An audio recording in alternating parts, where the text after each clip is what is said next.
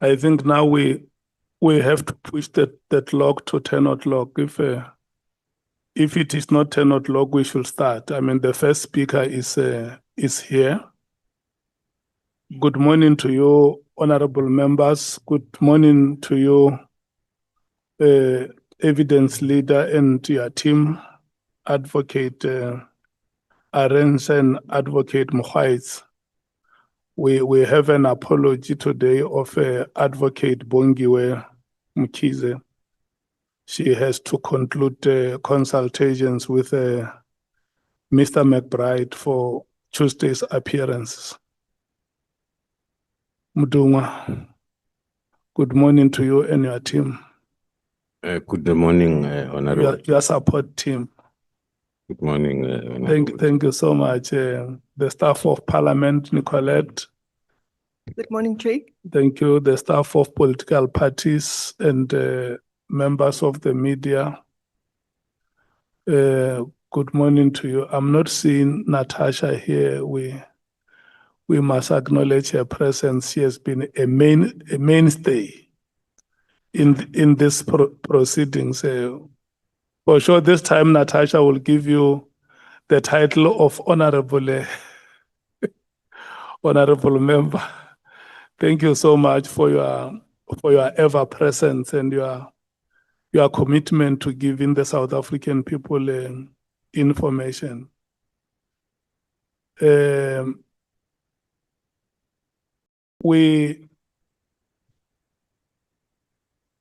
When we ended yesterday, it was after Honorable Matthys has spoken.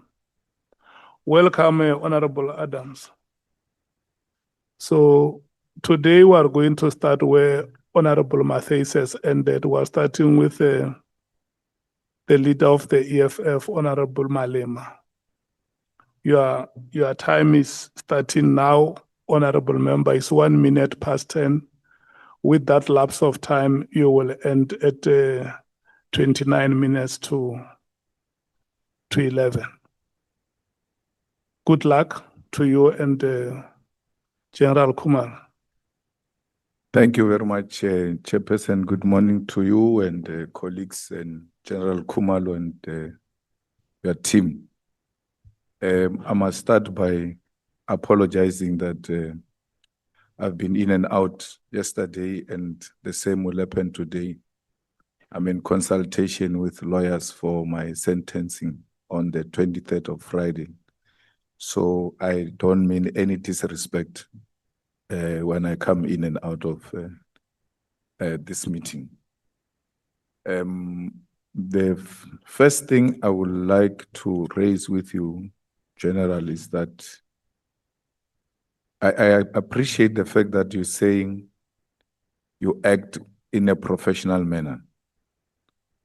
But you will know that sometimes police act out of what is expected of them. And that's why we've got institutions like IPIT to look at that kind of conduct.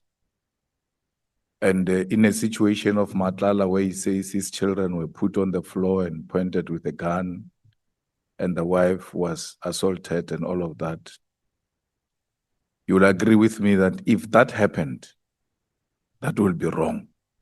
It's an unacceptable conduct that no African child should be subjected to. The fact that the case has not been opened doesn't mean it didn't happen. And I'm not saying it happened, but if it happened, it's something that you should be willing to condemn. And when it was uttered by Matlala, for sure, you would have developed some interest to verify the facts that it really happened in a manner in which Matlala is saying it. General. Thank you. Good morning once again, Honorable Chair, Honorable Member. Indeed, we try by all means to be as professional as possible because we are developing the culture of thorough investigation and developing a culture of engaging whoever the person of interest is. after the evidence then by Mr. Matlala, indeed one did revisit the reports and then discussions with the operational commander to confirm. But as the honorable member is rightfully pointing out, if there are allegations maybe that are beyond our view from the reports that we receive from the team, Mr. Matlala then is allowed to come forward, not to us, but through the structures like IPIT to lay complaint. Thanks, General. When you got arrested at the airport,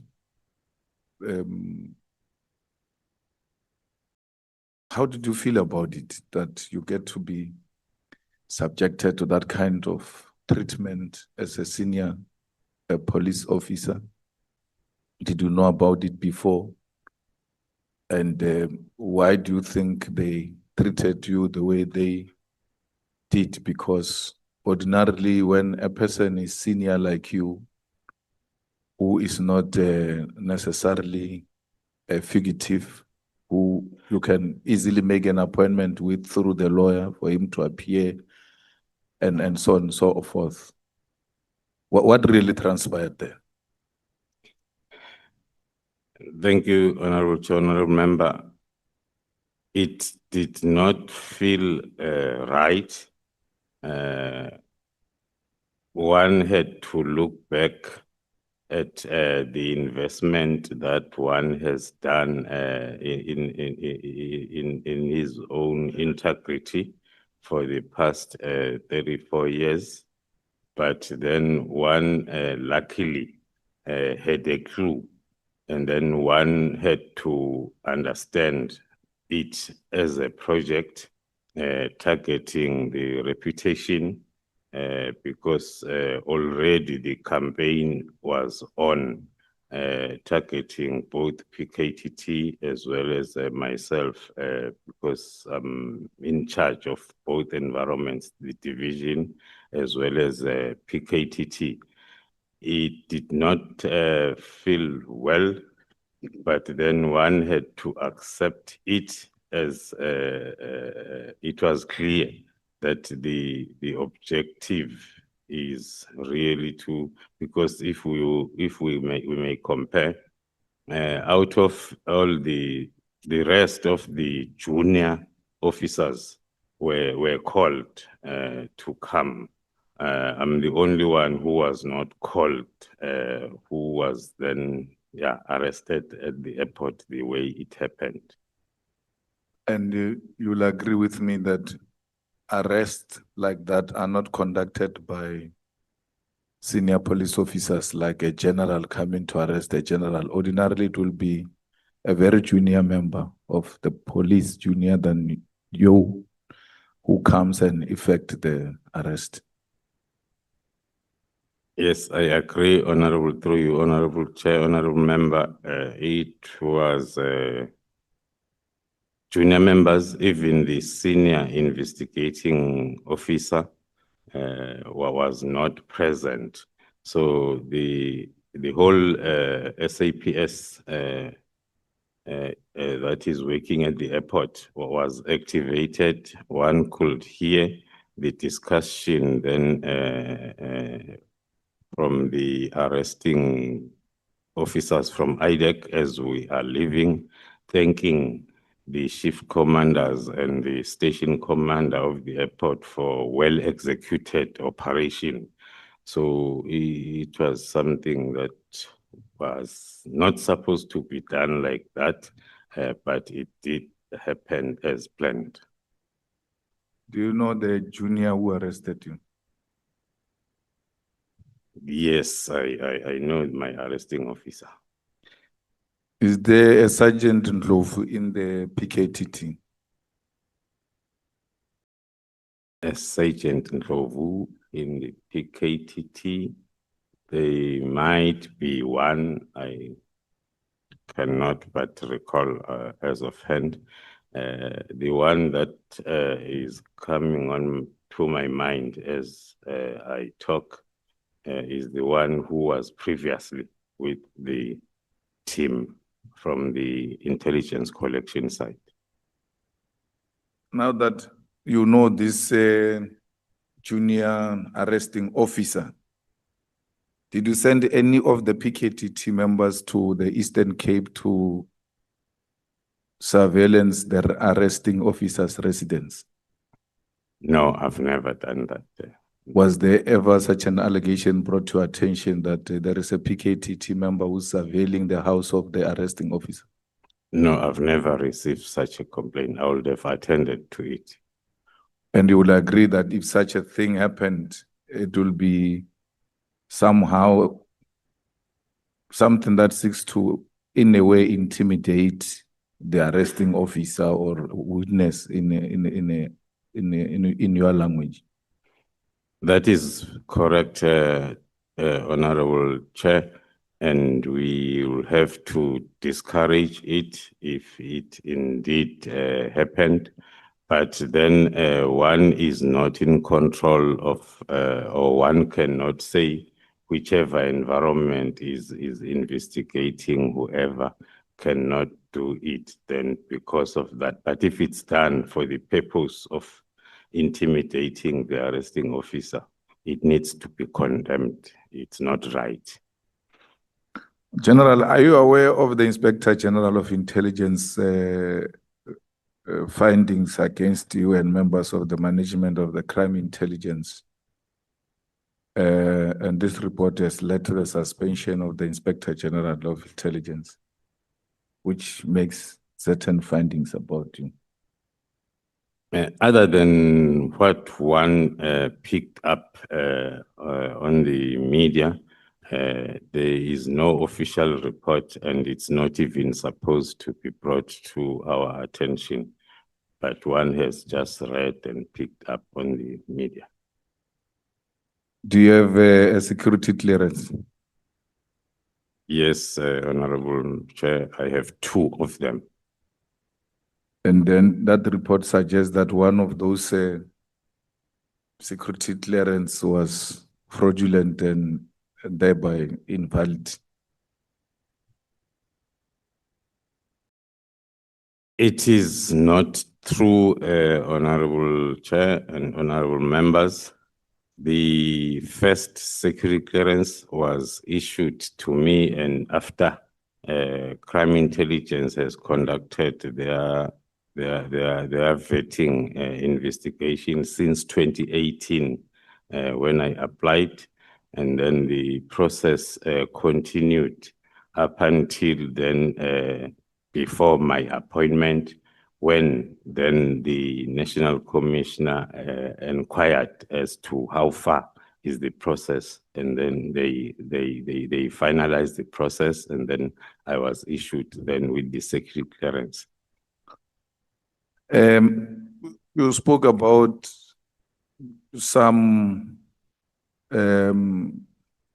members of SAPS who are trying to destabilize the Swartz murder case, who got involved in a bad way in an attempt to destabilize this case and its investigations.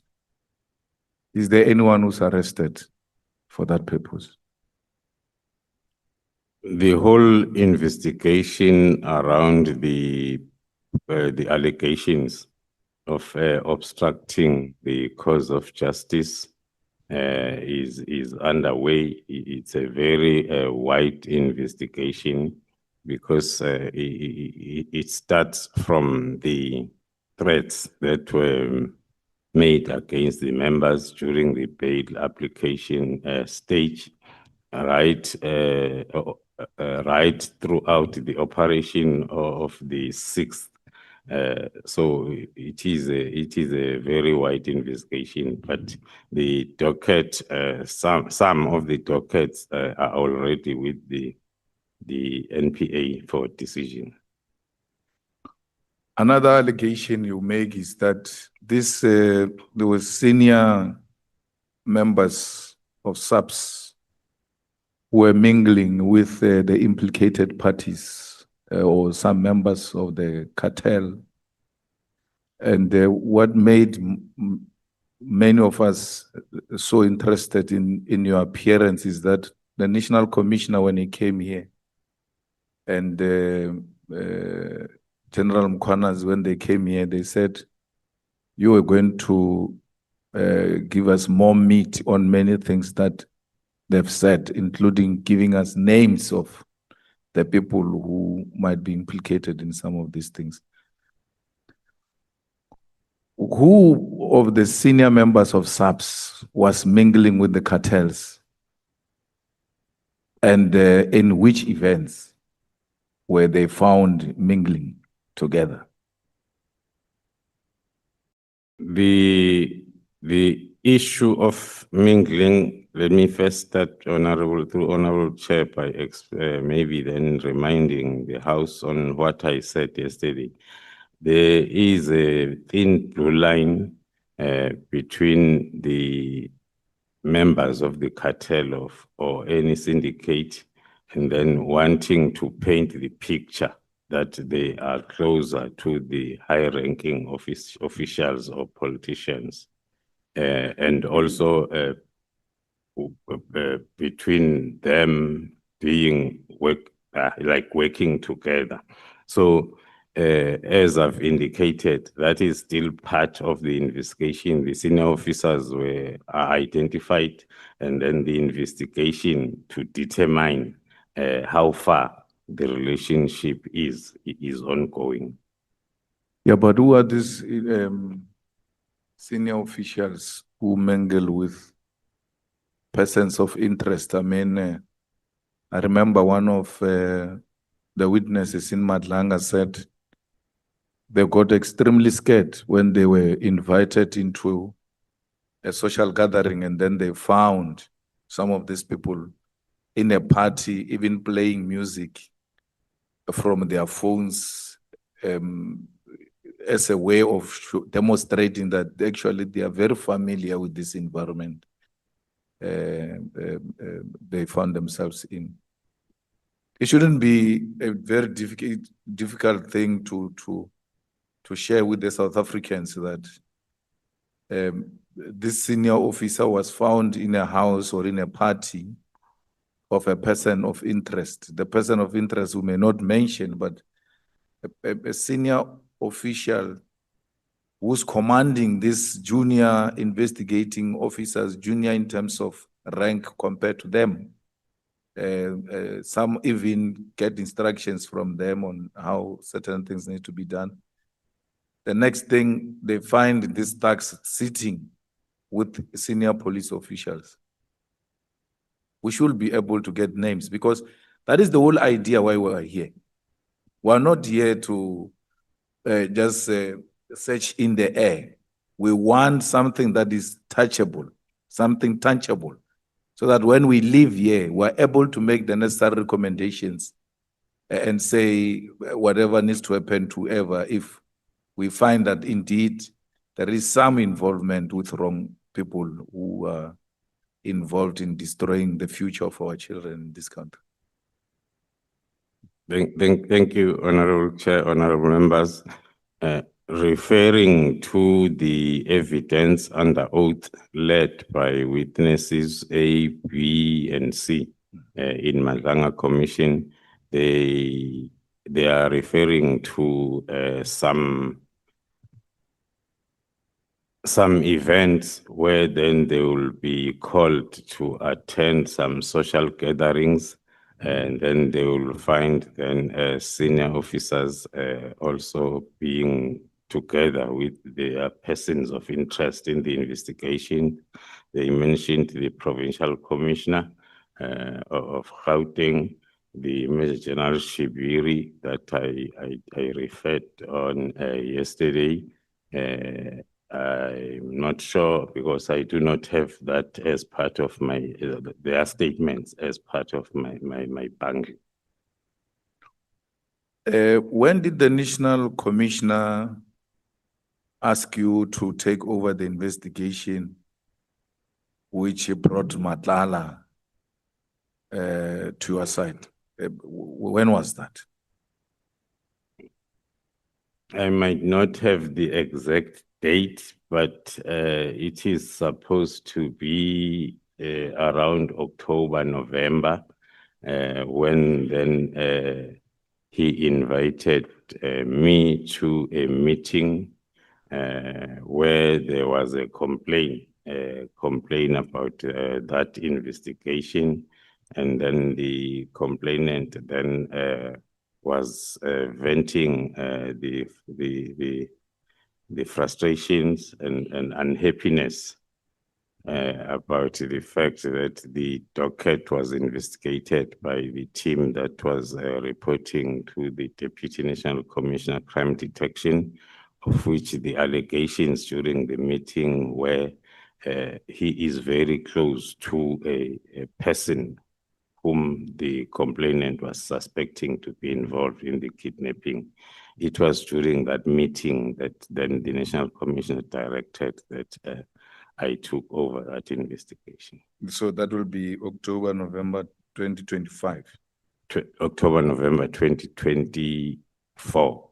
Because 2024. we had our operation on the 6th of December.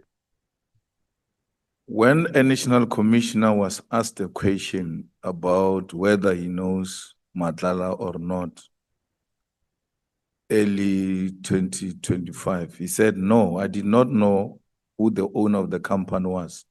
I also did not know who Vusimuzi Matlala is. But he referred Vusi Matlala to you in October, November 2024. And when asked whether he knows Vusi Matlala, he says, no, I don't know the person. Then that is in 2025. Thank you, Honorable Chair. Even myself, I did not know him. He was, I think on my affidavit, I introduced that subject in one of the paragraphs, that the name was introduced to us for the first time during that meeting, and then we had then to start our investigation by identifying the person. From the National Commissioner's point of view, the name was mentioned by the complainant in our presence, both of us. So I won't be in a position to indicate if he knew him before that meeting. No, but he referred him to you in October 2024. When he's asked early 2025, he says, I don't know such a person. Yes, Honorable Chair, as I'm indicating, one cannot be sure whether knowing was in reference to knowing a person physically, so, or knowing that there is a Vusima Kala. The name, as I've mentioned, was mentioned to both of us by the complainant during that meeting. From my side, I can confirm that it was for the first time hearing about the name Vusima Kala. So they referred the matter in relation to the case of Mr. Jerry Bogasho. That is correct, Chair. Yesterday, you spoke about coincidences. You are a head of crime intelligence. You can't speak about coincidences to us, because if you have observed such pattern and you are suspicious that there is something that is fishy here, because this cannot just be coincidences. That's why we are bringing them to our attention. You run an operation on the 6th of December, and then at the same time, a person, Advocate Johnson, writes a letter demanding the dockets. And then you say it's a coincidence. A head of intelligence can't speak like that. You ought to tell us if there was connection between this demanding of the dockets in relation to the cases that were opened by Honorable Adams and the operations of the 6th of December, because the whole intention is to find out if there are senior people in the police, in the NPA, in the judiciary, who are trying by all means to protect these criminals. So when tokens are being demanded, on the same day you're running an operation, and then you are suspicious that this might be used to destabilize this investigation we're busy with. Have you conducted any investigation about that to ascertain yourself that there is criminal activity that is happening here, which seeks to protect criminals, both by Advocate Johnson and Honorable Member Adams? Thank you, Honorable Chair. At the present moment, I am referring to those as coincidents, which are raising suspicions, but one being involved in the case that is at court, one is not in a position to institute the counter investigation to confirm that that investigation will take place when the time is right. Hence, now we are referring to those coincidents as suspicions. So the story that you tampered with, not necessarily you, but that Matlala's phones were tampered with, an allegation made by Advocate Johnson and Matlala himself, that story is not correct.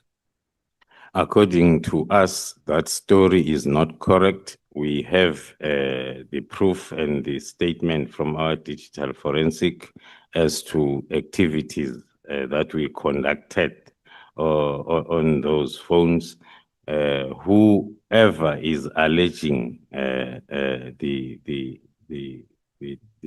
deleting and then has to also come with a proof from their independent DFI.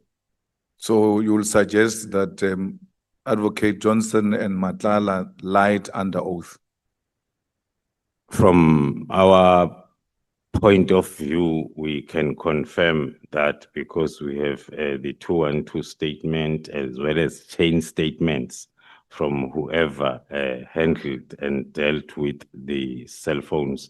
And also the common sense has to maybe tell us that we were the ones that were interested in every bit and a piece of information that we might find in those phones. And then it will be defeating our own purpose if then we will we conducted the operation. We were not aware that the subject of investigation might be a person of interest to so many people and institutions that might at the later stage be interested in the cell phones. But for our investigation, it will be defeating our own investigation if we can delete even a full stop in one of those gadgets. That phone of Matlala, which was found in the cell, did you also do some forensic on it? That is correct, Honorable Chair. Do you confirm that Mr. Brown Mokhotsi and the minister's conversation of any arrest affected, you speak about it in 155, that was not about Stenfontein?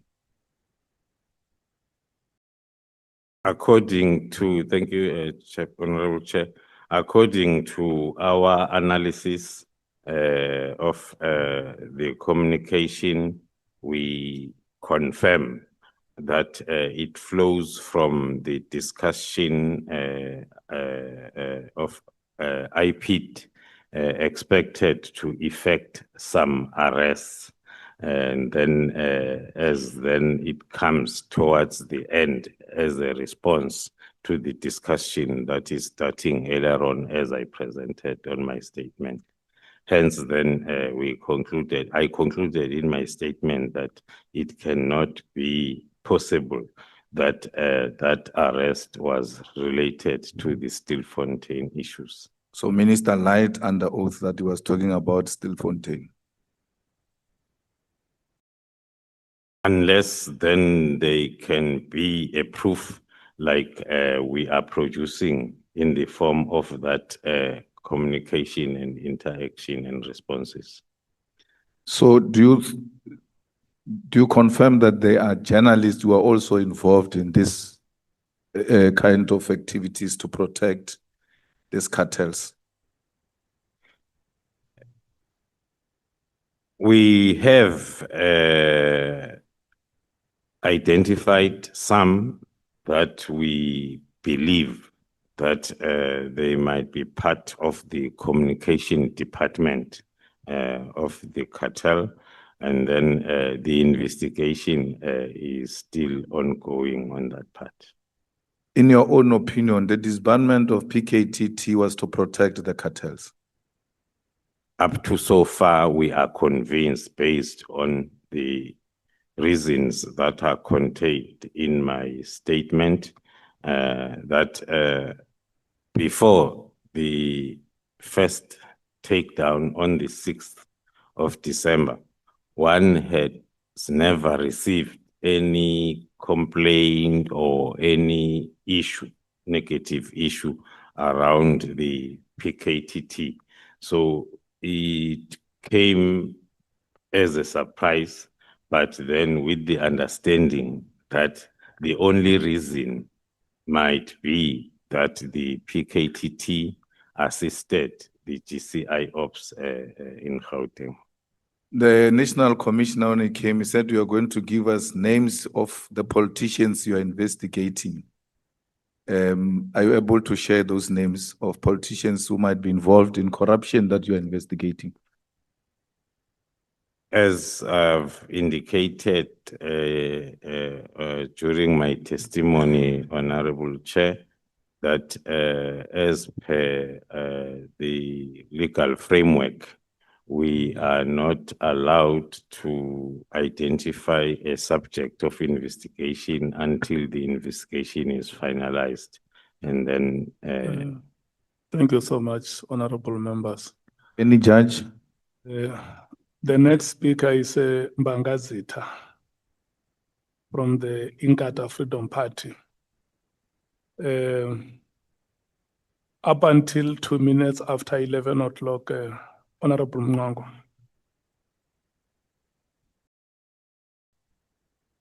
Thank you, Honorable Chairperson. Good morning to Good morning, General Khumalo.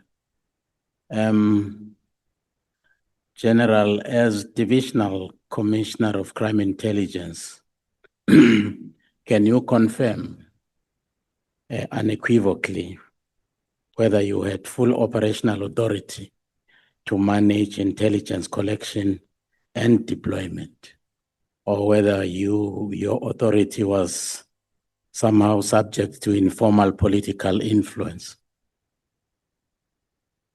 Thank you, Honorable Chair. As far as I'm concerned, as well as my activities and actions ever since I was opened, I have the full authority to direct the collection of intelligence within the environment without any influence. Thank you.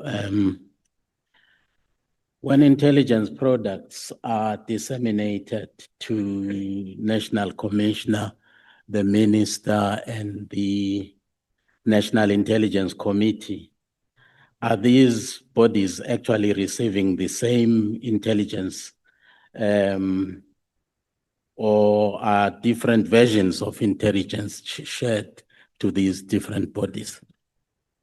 Hence, he was actually very adamant in that the PKTT must be dissolved because it has actually outlived its usefulness. Thank you, Honorable Chair. Maybe attending to the first part of the question. Indeed, there will be a difference in terms of reports. The reports that we share with the intelligence coordinating structure is of a strategic in nature, and then when it comes to the ministry, in terms of our AOP, we are expected and we do submit the monthly intelligence reports that are talking to both the activities for the previous month as well as the preview of the activities then for the next month. That is at ministerial level. Now and again, if there is the intelligence report that needs to be shared with either the ministry or the national commissioner, it happens as soon as that intelligence report is ready for distribution. So the information will be the same if then the subject matter that is dealt with is also the same. Well, thank you, Shoban. Have you ever been instructed formally or informally to withhold, delay, dilute, or even redirect intelligence reports from decision makers? No, Honorable Chair, through you, I've never. Thank you. You actually describe in paragraph 33, I think is the last sentence in paragraph 33. You describe, crime intelligence as a cornerstone of national security. Can you tell the committee whether any intelligence-led investigations were slowed, halted, or even discouraged because they implicated politically connected individuals? During my time, since my appointment, it has never happened up until one then can refer to the hectic period that I was explaining since yesterday, that there are lots of our investigations that were affected by since the 6th of December up until leading towards our arrest and our removal from the office. So the possibility can exist that those were meant to derail some of our investigations. Well, General, in your assessment, the crime or has crime intelligence been weaponized in the past, either to protect certain individuals or to target others or to settle old scores using crime intelligence? Based on my previous experience in the environment, as I've indicated yesterday, I can confirm that those suspicions did exist, and it is something that one prioritized after the appointment. Hence, then the issue that I explained in details yesterday that talks to the alignment of the activities of the division to those of SAPS and nothing else. Thank you, General. If I may actually quote one sentence in your paragraph 33, your evidence in chief, you say, unfortunately, this time the threats is so pronounced, it requires intervention in SAPS that has never been seen before. Can you clarify what makes this infiltration unprecedented in a democratic South Africa? It flows, Honorable Chair, thank you. It flows from my narrative yesterday of what we have experienced during this operation since this investigation started, to realize that what was known and within SAPS was for a sergeant, a constable, a warrant officer, stopping a car on the road and requesting or demanding a jojo. And that was something that we thought we are battling with, but realizing the infiltration that we are experiencing now internally, that is at a very highest level of top management. And then that's what makes us to think that the interventions that needs to be implemented are the ones that have never been seen before.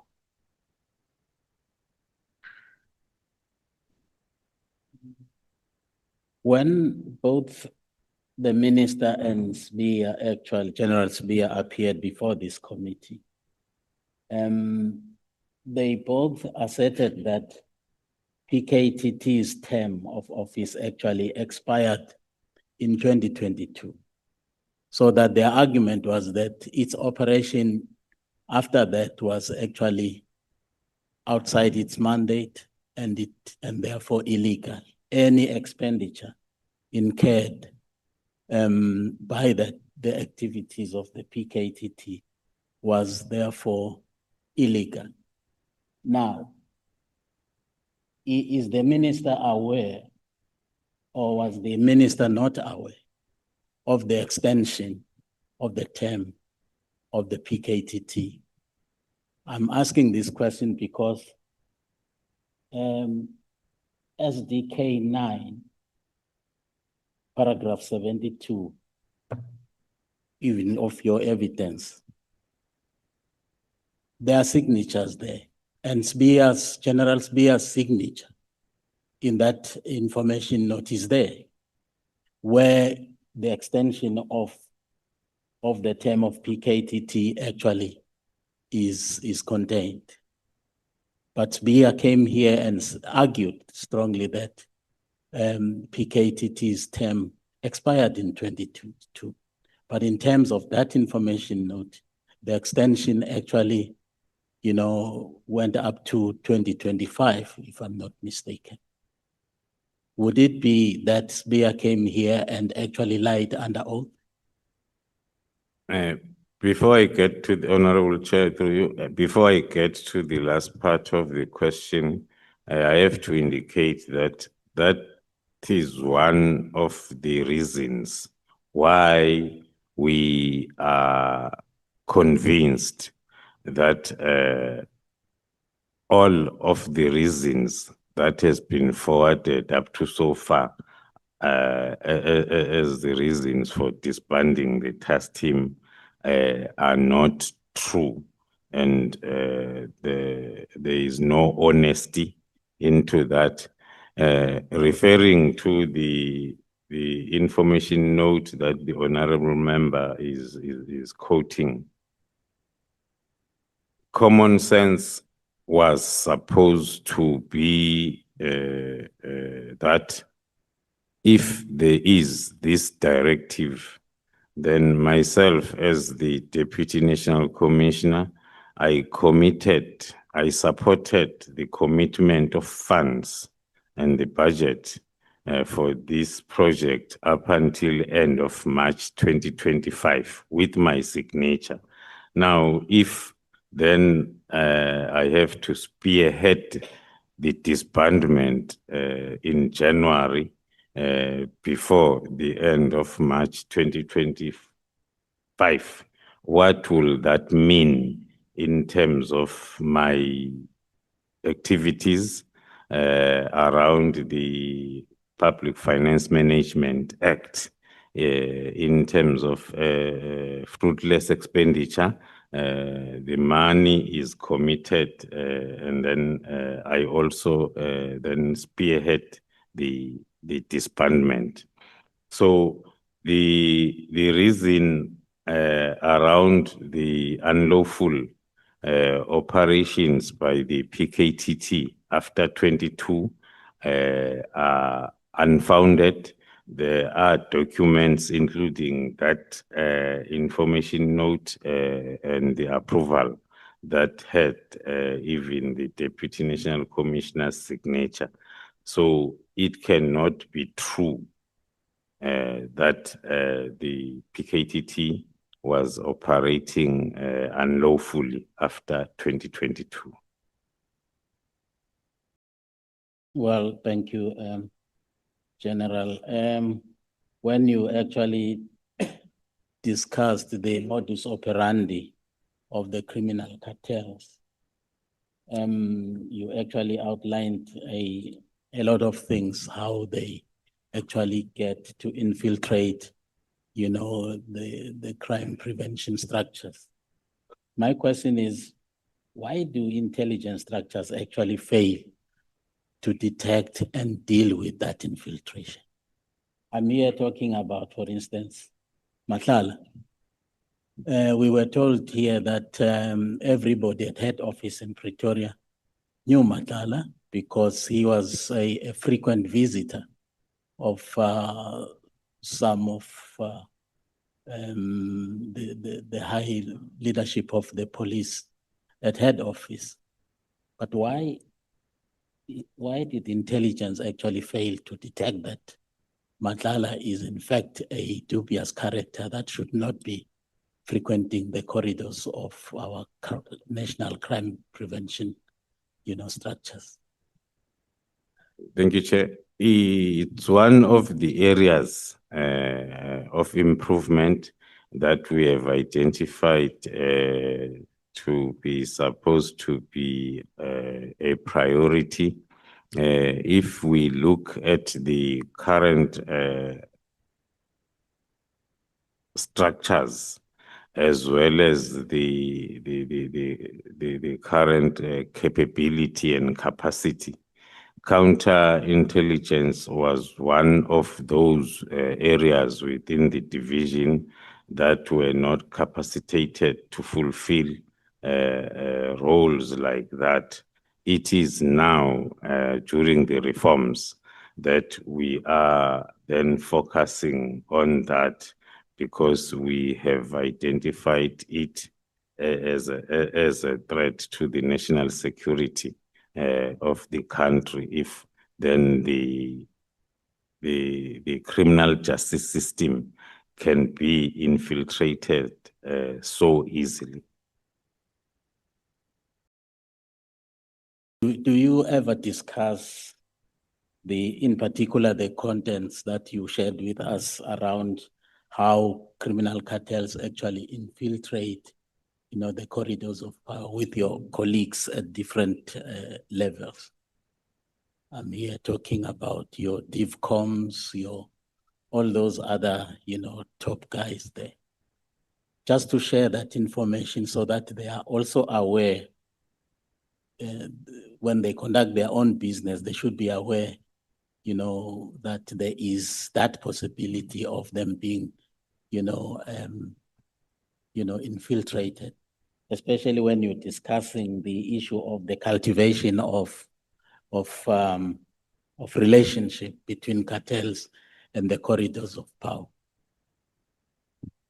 The discussions has always been happening as and when then there are meetings, but one has realized that we need to influence that there are policies or standard operational procedures that are going to be cross-cutting all provinces as well as all divisions in terms of how to deal with then the external stakeholders.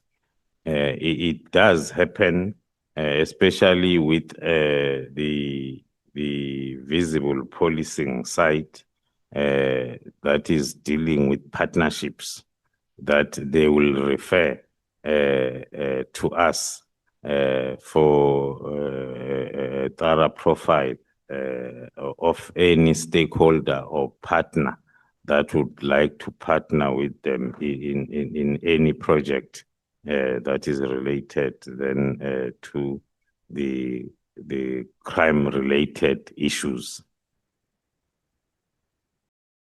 Well, upon assuming office, you identified the gross misuse of resources and intelligence methodologies. Are you prepared to share with us who actually benefited from this misuse and why was it allowed to persist for so long? Thank you, Chair. Maybe for the reasons that I mentioned yesterday, without going into details into the intelligence methodologies, but one can confirm that the beneficiaries has always been senior officials within the division, as well as some individuals, especially from the business sector, that will be benefiting then with those abuse of resources as well as intelligence methodologies. That was made possible by lack of legal framework that I attempted to unpack yesterday as to what made it easier than for wrong things or unlawful activities to continue as if they are lawful. It's because then there was no strong legal framework guiding the activities of the division. You stated in your evidence, in chief, that you removed state vehicles from senior managers and reallocated them to operational units. Can you confirm whether this decision disrupted entrenched privilege within senior SAPS ranks and linked to your arrest as a reaction to what you actually did? It's one of the decisions that made one to be not so popular because of the benefits that was coming then towards those seniors that were involved in that scheme. Because if you have not been spending on a vehicle installment and the running cost for your private vehicle, in fact, not even owning one for the past 15 to 20 years, and then all of a sudden then come the situation where that come to an end and then you won't take it lightly. So indeed, that's why then there were those rebellions in the form of misinformation, in the form of campaigns for one to be removed from the division.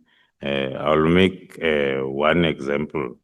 During the time, the recent period when one was not in the office, there were about 3 senior officers that attempted to get the state vehicles back from the acting divisional commissioner, which is an indication that indeed the campaign of one to be removed is still ongoing. So any opportunity, no matter how small is it, like the period of 3 to 4 months, and then already there are attempts to go back to the old ways that one is trying to deal with. So clearly, it seems you are experiencing some sort of a coordinated resistance from different, quarters within SAPS. When you are trying to actually reform, the institution in your own environment. So how much support do you get from the National Commissioner, for instance? Thank you, Honorable Chair. One has to confirm that the current management is getting necessary support from the Office of the National Commissioner. Hence, then these reforms are proceeding in spite of the challenges that we are facing. Like one can look at the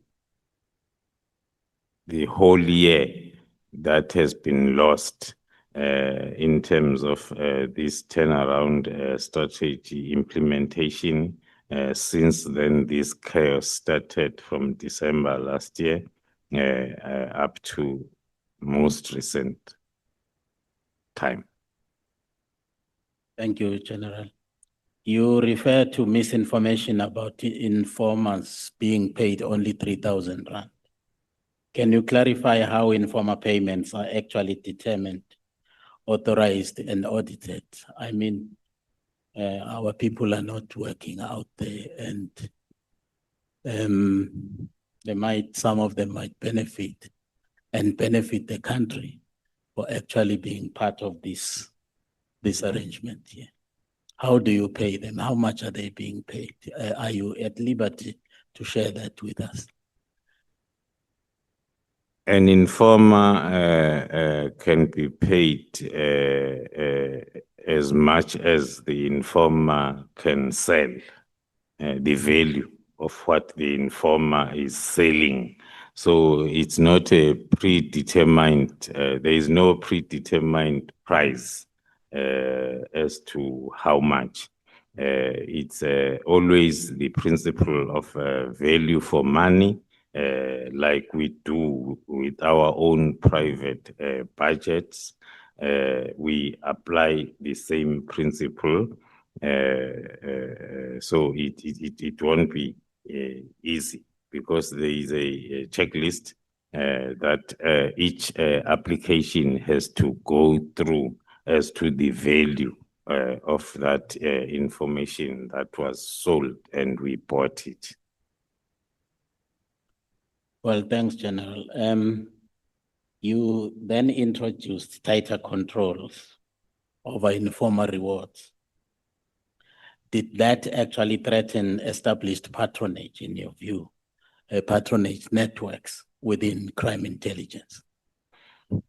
Indeed, one can also confirm. That's why it's listed as one of those decisions that were not supported by some in the senior management, indicating that those control measures were making it impossible then to misuse the state coffers of funds. You also identified and dismissed ghost employees. I remember that one of the generals, I'm not sure whether it's General Mkhwanazi, I can't remember, who actually shared with us that one general who was running a private farm operation had an army of these employees working on his farm but being paid for by SAPS as either informers or whistleblowers or of some sort. Can you confirm how many individuals were removed and how long they had been on the payroll?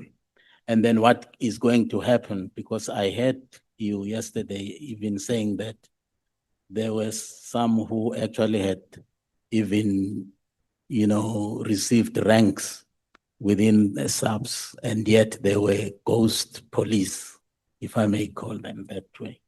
What is going to happen to the accumulated either pension or benefits of their illegal employment? Thank you, Chair. It's a project that is currently still on because it talks to the identification. The first thing that one has to explain is there is no proper paper trail for that process by then. So even identification of those employees, it's not something that can happen overnight.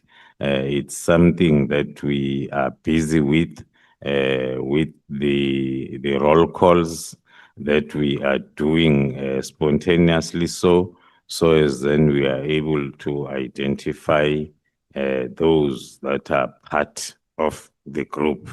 But as soon as we do identify, and then we will then start the process of investigating, that will then lead to the dismissal thereof, and then the file then referred to our legal services and HR departments to start the process then of dealing with the expenditure or the benefits and the salaries that were unlawfully given to that ghost employee. General, you were accused of appointing, quote unquote, your own people. Can you confirm whether all appointments? Bangazita, don't look at me, look at the time. Thank you, Honorable Chairperson. Thank you, General. The next speaker is Honorable Solis. There has been a small lapse of seconds, so your time will run until 11:33. Is the chair saying that I have an injury time or something? No, I'm now addressing Honorable Solis. Thank you. Thank you, Chair. Good morning, General. Good morning, Honorable Member. General, is Minister Mchunu, is he corrupt?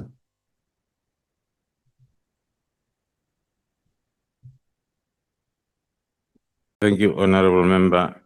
It is the type of a question that one cannot answer with a direct answer.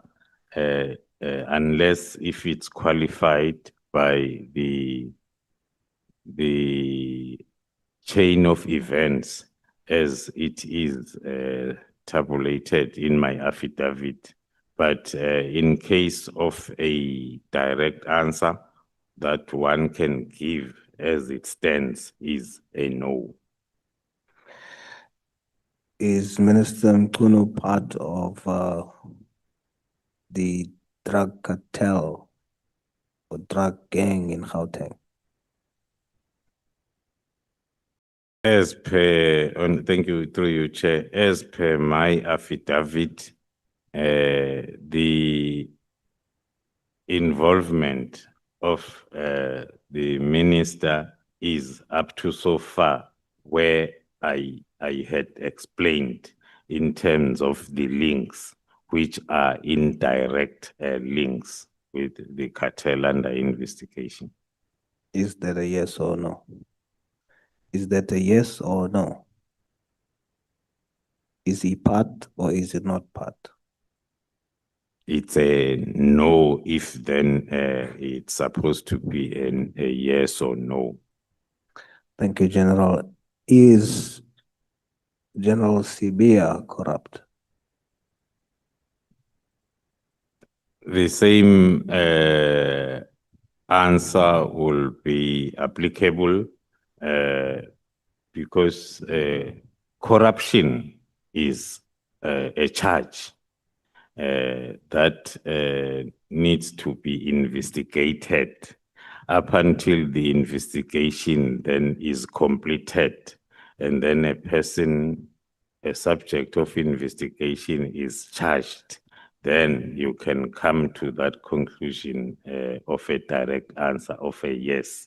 So the answer, whilst the investigations and inquiries are ongoing, it will always be a no. Is General Sibia part of the drug cartel in Gauteng? The same response will be applicable to the question, Honorable Chair, that the investigations are ongoing. So one is not in a position to say yes or no in terms of the mentioned individual like General Smith. So the answer is no, as you stand here today. Yes. You testified yesterday that, open quote, almost the entire SAPS Gauteng works for cartels, close quote.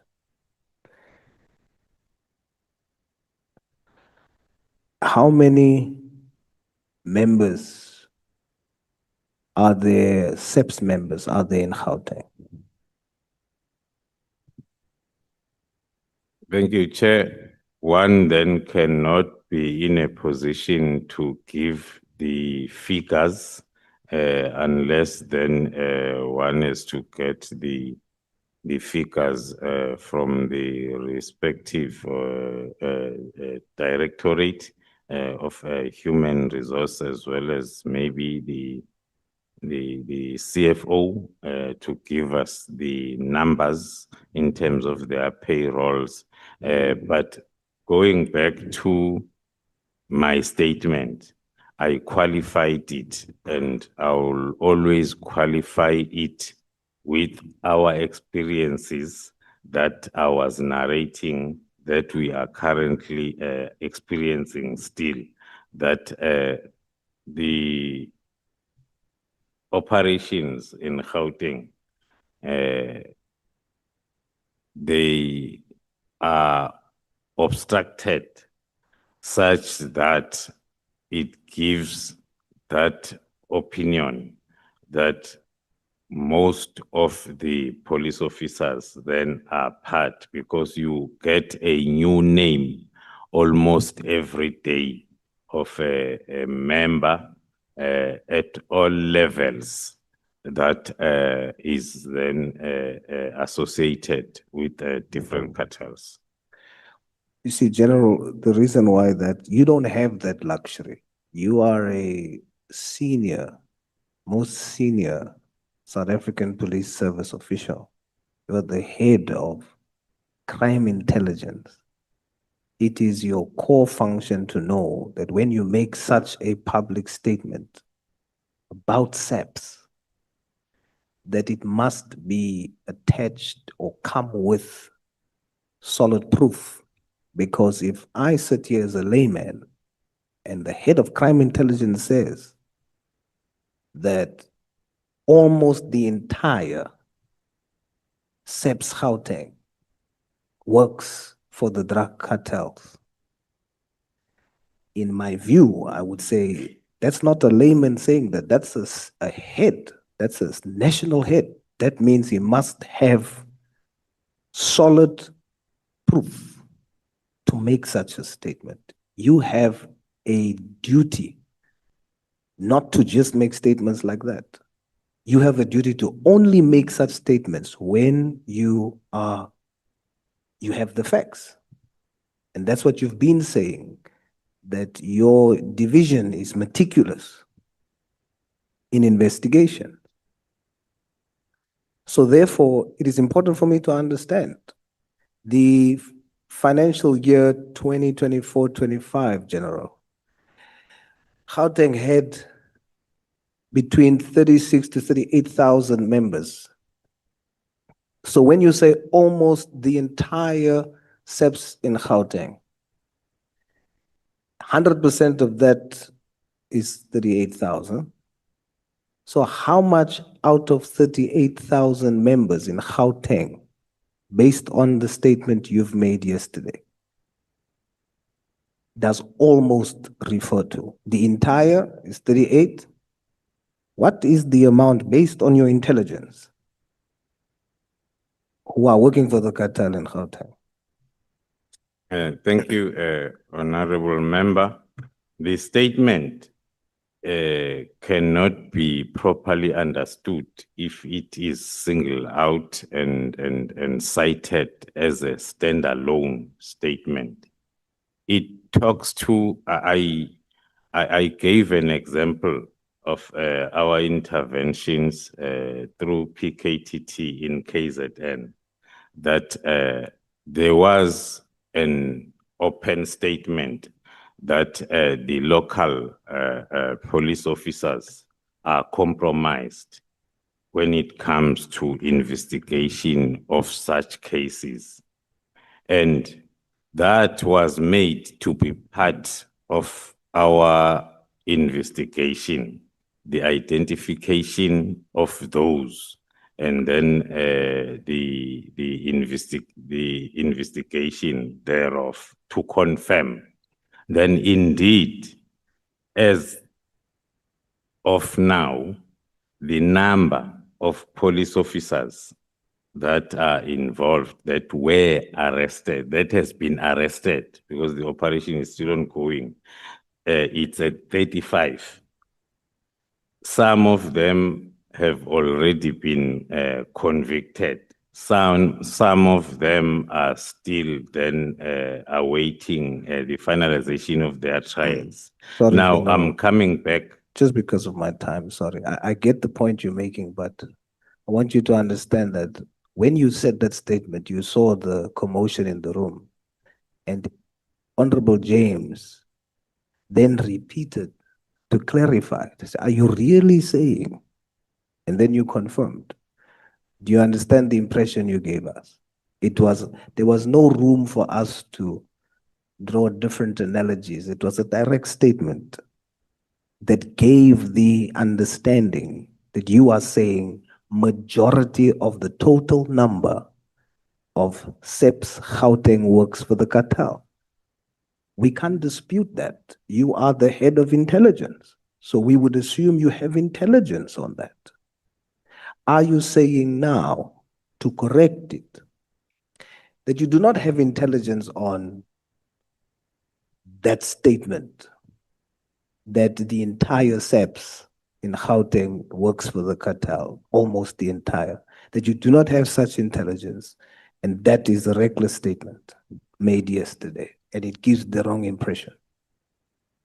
Thank you, Honorable Member. I'll try to explain again because I was giving that statement the basis of which it came from with the KZN example.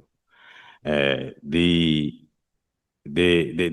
will always be an overview of the threat that is identified, which then will be based on that statement.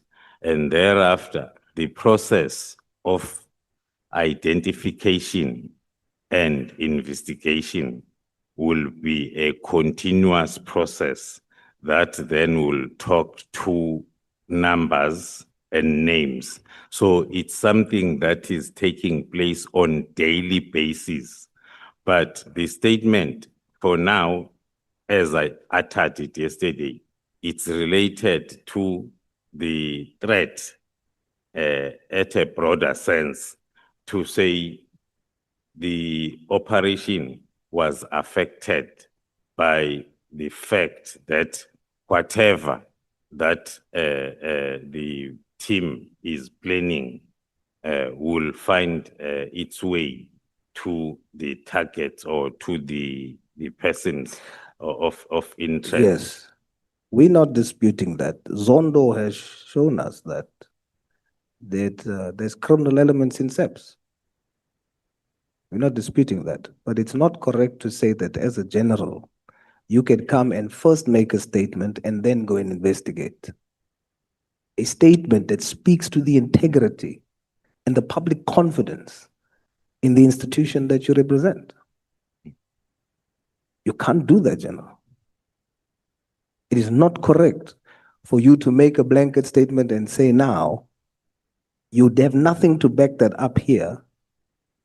You are still going to investigate and then come back and say, oh no, it's true. And how much is the number? So I put it to you as a project leader of a highly skilled and trained investigative team, and as the head of crime intelligence, it was a reckless, irresponsible statement for you to make. That's my submission to you. In the Madlanga Commission, you testified, General, that on the arrest of Mulife, one civilian boy Mtetwa called General Libya. Is that correct? I do not have the affidavit that was submitted to the Madlanga Commission to confirm in terms of the paragraph and the correctness of the statement as it's put by the honorable member. You stated it already. It is publicly available on all platforms, where you stated that one by the name of Boyam Tetwa called General Libya, and that is how you testified as what was interference by the Hawks. And then one Malcolm X then came and stated that he disagrees with you. It was not one Mtetwa, it was him who called General Libya. And he went public and said that you lied under oath. Did you lie? As through you, Honorable Chair, I will then request that if then the questions are related to my affidavit submitted to the Madlanga Commission, and then I'm afforded an opportunity so as I can refer to, because it's not easy to admit to such type of questions without referring to a particular paragraph as made under oath. Are you saying you did not testify to that effect at the Matlanga Commission? I testified in Madanga Commission based on my affidavit submitted Okay, let me there. rephrase. Are you saying you did not say Boy Mtetua called General Libya in your testimony? Are you saying you did not say that? I'm not saying I did not say it through you, Honorable Chair. I'm not saying I did it. All what I'm saying is I do not have the affidavit that I submitted to the Madanga Commission as part of my bundle, so as I'm able then, I'm under oath here, so as I'm able then to give the response with reference to what I testified on at Madanga Commission. General, please describe your relationship with General Masemula and General Mkwanazi. How would you describe your relationship? Okay, thank you, Chair. We are colleagues that grew up in the SAPS. We happened then to meet along our careers, where we first met and worked together for the first time was in the Division Operational Response Services. And then up to date, we are still having that relationship of colleagues that are working for the SAPS. You are very close, and one of the central things that brings you and makes you so close is the PKTT. I just want to go through a timeline because my time is almost up and I'm hoping I finish it in time. Just to show the interesting link between your relationship and how that relates to the PKTT. In 2011, General Mkwanazi is briefly the acting national commissioner in 2011. In March 2012, General Mkwanazi appoints General Masemula as Deputy National Commissioner Operations, that later becomes policing. You testify in your affidavit that in 2018, you then, as Major General or as Brigadier, whilst General Mkwanazi is the Provincial Commissioner and General Masemula is the Deputy National Commissioner in 2018 for policing, you draft the implementation plan for the PKTT. And it is recommended officially by both General Mkwanazi and General Masemula. In 2022, General Masemula becomes and is appointed the National Commissioner. And at his appointment, he then does similar to you what General Mkwanazi has done to him when he was acting National Commissioner. And you get appointed as the head of crime intelligence. On provincial level, General Mkwanazi is responsible for the PKTT and is also the co-chair for the steering committee that should have oversight over the PKTT. On national level, you have General Masemula, who is in control of the National Steering Committee. And you, as the project leader, moved from project coordinator to project leader of the PKTT and as the head of crime intelligence. Is that an accurate and correct description of the timeline of this relationship centered around the PKTT? Thank you, Honorable Chair. The only part that one has to start by disputing is the colleagues that are brought together by PKTT.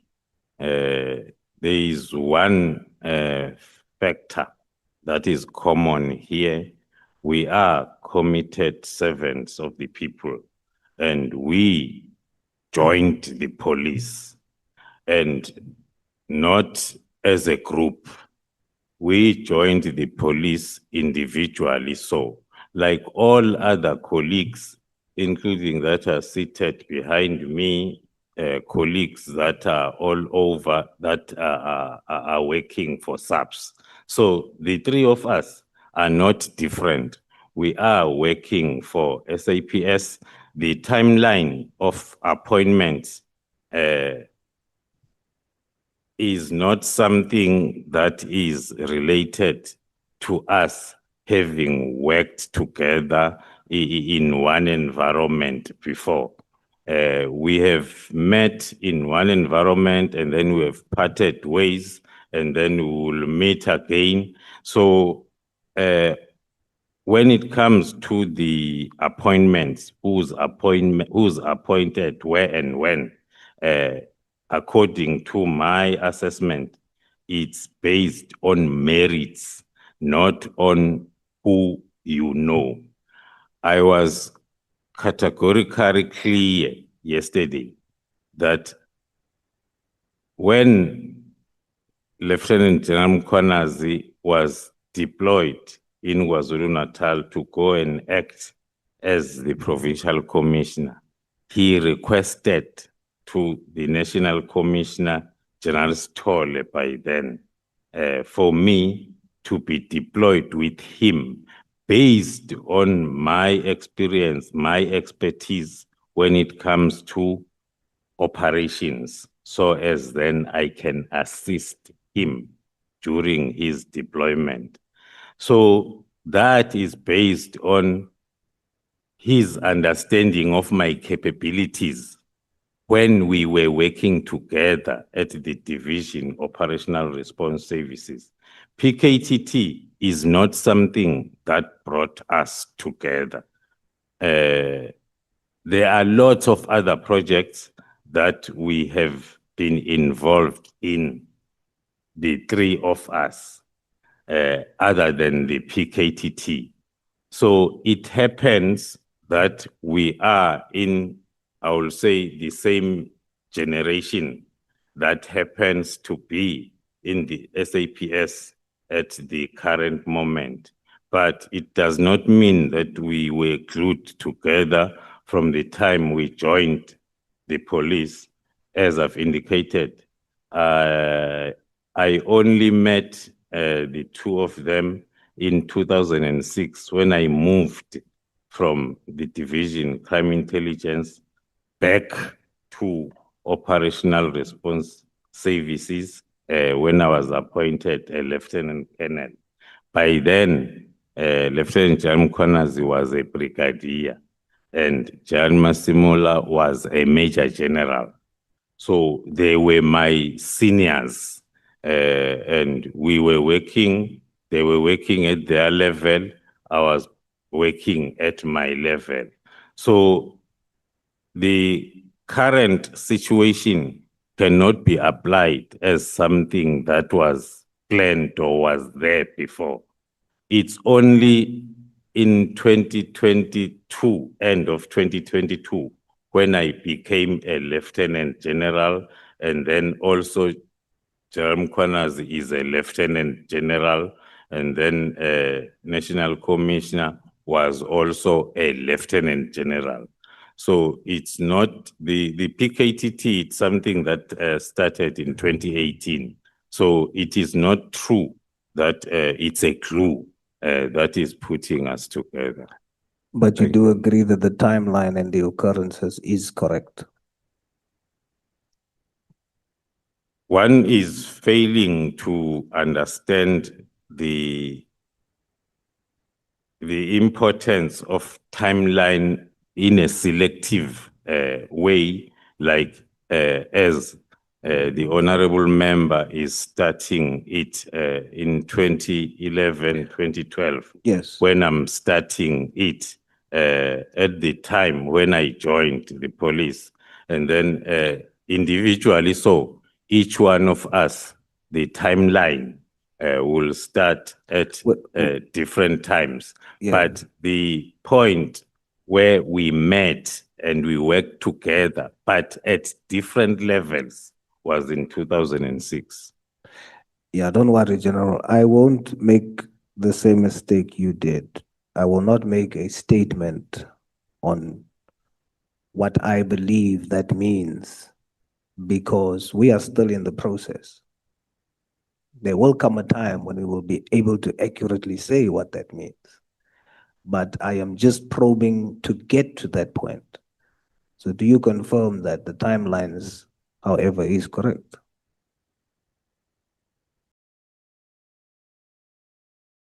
I do confirm that the timeline is correct as narrated by the honorable member, but the reasoning behind, I don't agree. Yes,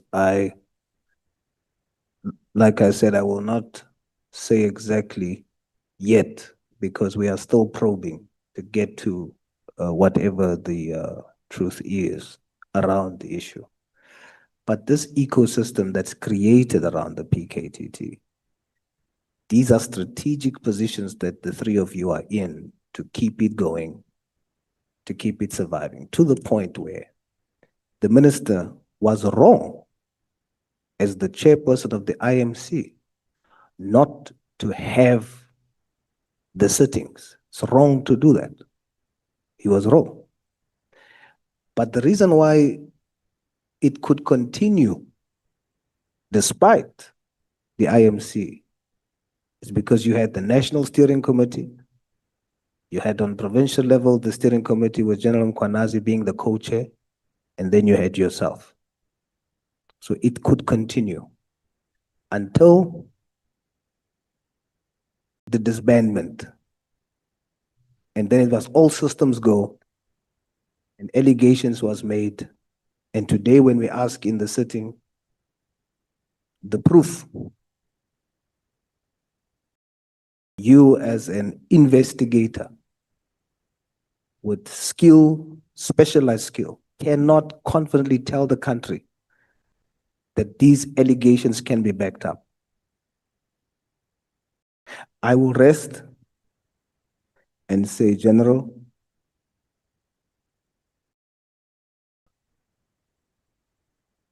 the truth will reveal itself, and everything is not as it seems. Thank you so much, Thank you, Chair. Honorable Sultan General. Honorable James.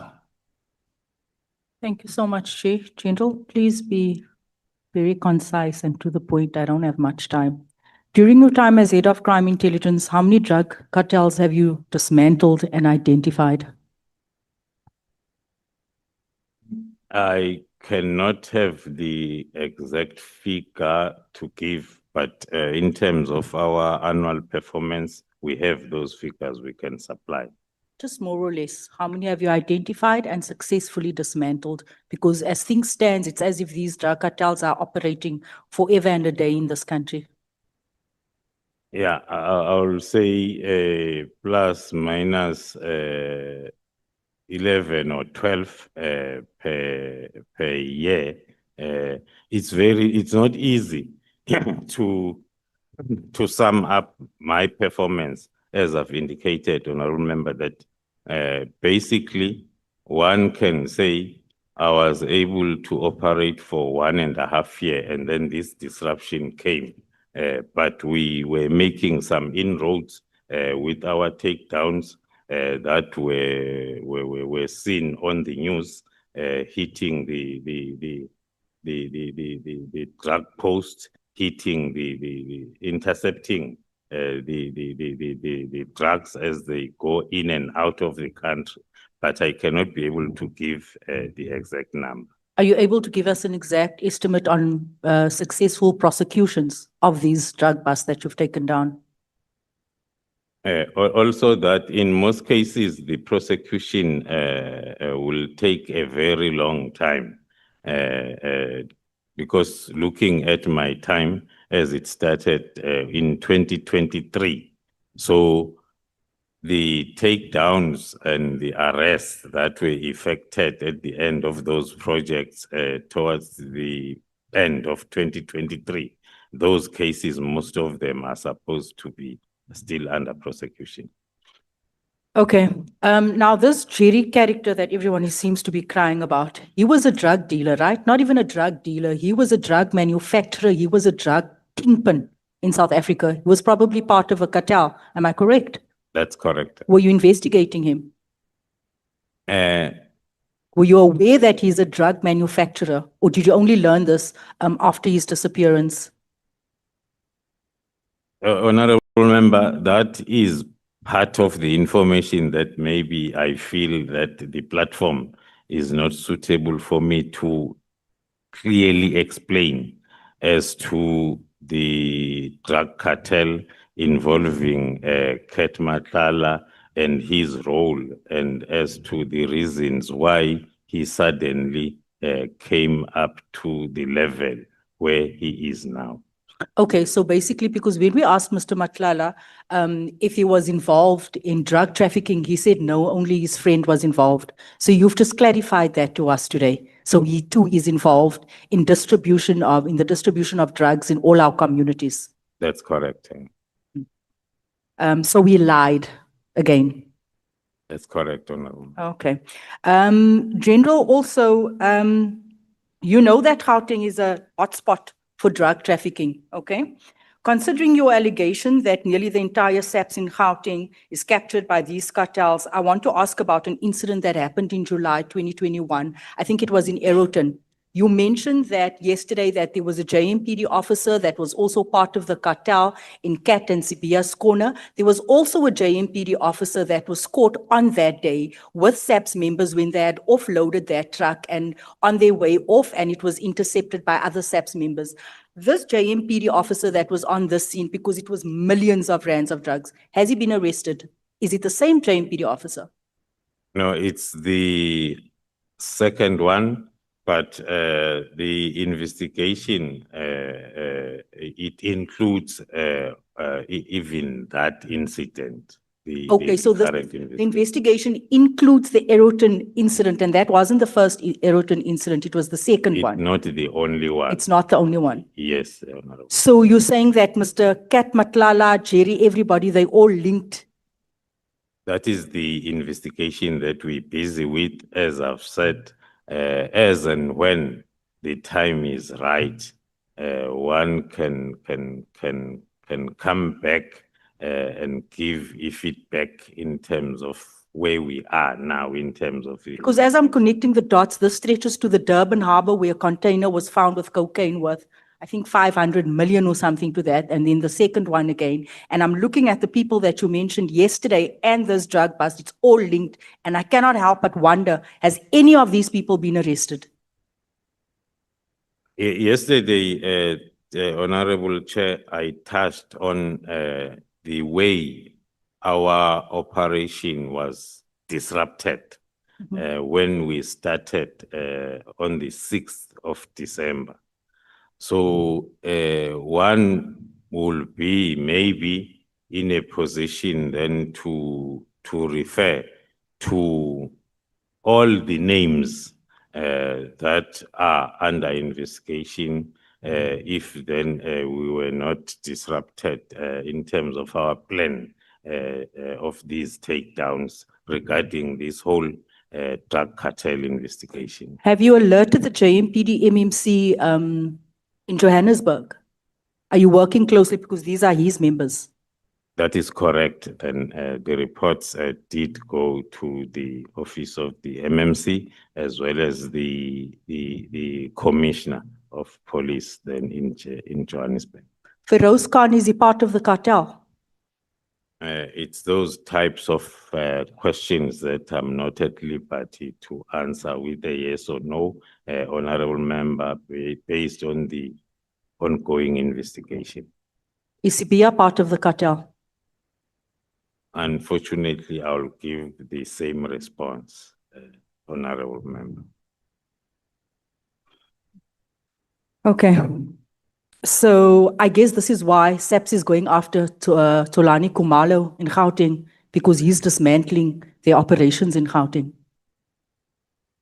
Because if we have no one that's attending to the drug issue in our country, and we have ordinary citizens acting, and now they must be handed, give themselves up for dismantling these operations. Is that fair? If it's true, it's not fair, honorable member. We need to work together. We are clear in terms of the effects of drug or availability of drugs within our communities. Hence, we believe that with this project, we will be able to make a difference. And then also going back to your statement that the entire SAPS is captured, I also know that there's been so many irregular appointments in SAPS, and you briefly touched on it yesterday. Is it also part of your responsibility to look into these matters? One of the responsibilities of the division is to protect the SAPS against any harm. So the irregular appointments are meant then to harm SAPS. Hence, then we are part of the vetting process before the appointments are finalized. I want to ask you, did you vet General Fani Masemole's nephew that is working in his office? Are you aware that he has family members working in his office? Are you aware that Fani Masemole's right-hand, General Mosekile, has her daughter-in-law, has her daughter working all in the same office? No, I'm not aware, honorable member. Okay, so I put it to you that General Mosekile, are you aware that she was also embroiled in a macro incident?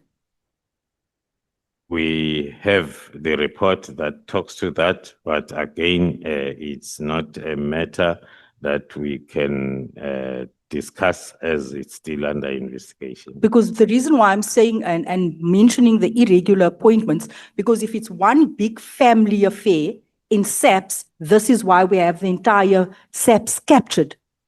Because it's a family affair, and this is why we have drug cartels that continues to make inroads in our communities, because no one's prepared to speak out, because it's a family affair. It's right starting from the National Commissioner's office. So that's where we have to start. You cannot have sons, daughters, and nephews working in the offices of national commissioners that hasn't been interviewed, that hasn't been vetted. You are the head of crime intelligence. What are your plans to deal with this crisis in SAPS? What is contained in my statement, that was only referring to the division crime intelligence, the subset large, and then there are plans that are in place then for a team that will be inclusive of our counterintelligence and vetting sections in terms of identifying all those challenges or threats and deal with them then the correct way. I want to go back to this question, and I didn't want to belabor this point because it's been asked by my colleagues. From the pool of SAPS members with your analysis and intelligence identified as working for or with these cartels, how many to date has been arrested? Can I request that the honourable member repeat the question? Right. The pool of SAPS members that your analysis and intelligence has identified So your analysis has identified that there's a pool of SAPS members working with cartels. To date, how many has been arrested? In terms of this particular investigation, one can say we have one so far, and as I indicated, the whole plan of the project was really disrupted from the 6th of December when we were starting with these takedown operations to dismantle the cartel from within and outside SAPS. But we have investigations that are complete, others are almost complete, and then we are continuing with the project. How many has been suspended? I won't be able to give the number, Honorable Member, as that falls outside my scope. Then the Divisional Commissioner, Human Resource Management, will be the one that can be able to give those. Do you know how many has been subjected to internal disciplinary processes? I know that there is a process that had started, but still the statistics are with the respective division.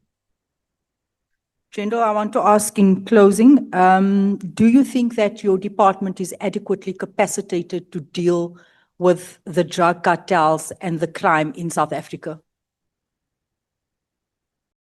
At the present moment, I can confirm that we are not capacitated at the level where one would wish. It's a pity that then there are these challenges that we come across as we embark on the capacitation of the environment, so as then we are able then to be at the level where we can deal with organized crime.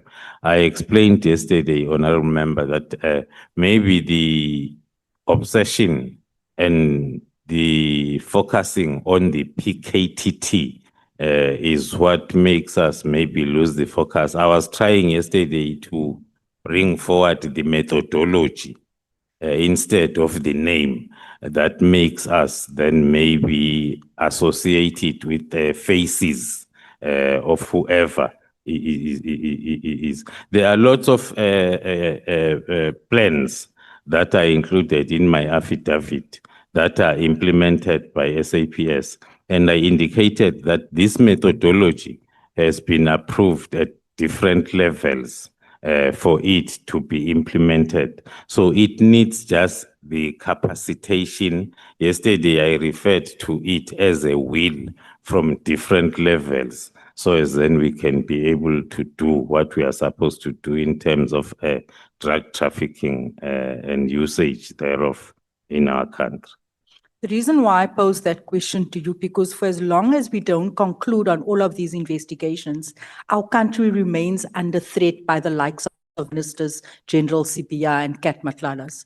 So it's important for us to know whether, and also in terms of our recommendations that we mean to do after this report, it's important for us to understand the state of that department. That is very, very important. You agree? I do agree, Honorable. Thank you, Chair. Thank you so much, Honorable James. I think some of the questions that you have put here, you may have to put them in writing to the respective people, especially those allegations about the appointment of their relatives. I don't think General Khumalo should be answerable to. If there is an allegation that I'm working with my nephew, it must be me who must respond to that allegation. And I think he may have difficulties to respond to that. If there are any names that you have, let's put those questions in writing and forward them to the respective authorities for them to respond. I'll do so, Chair, and I hear what you're saying, but having family employed, that poses a threat. This is crime intelligence, and crime intelligence is meant to detect threats within Yeah. our country. So this is why I'm saying that he should be on top of this. It's not his direct responsibility, but when anything poses a threat in a department, he should be able to pick it up and sort of at least guide. That is purely HR matter, and the accounting head or the person responsible for human resource. No, Chair, I disagree with you.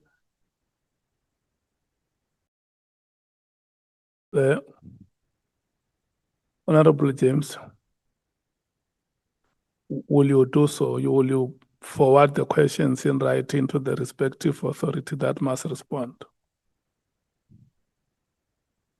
Yes, I will, but it's not purely an HR function. Thank you, Chair. Okay.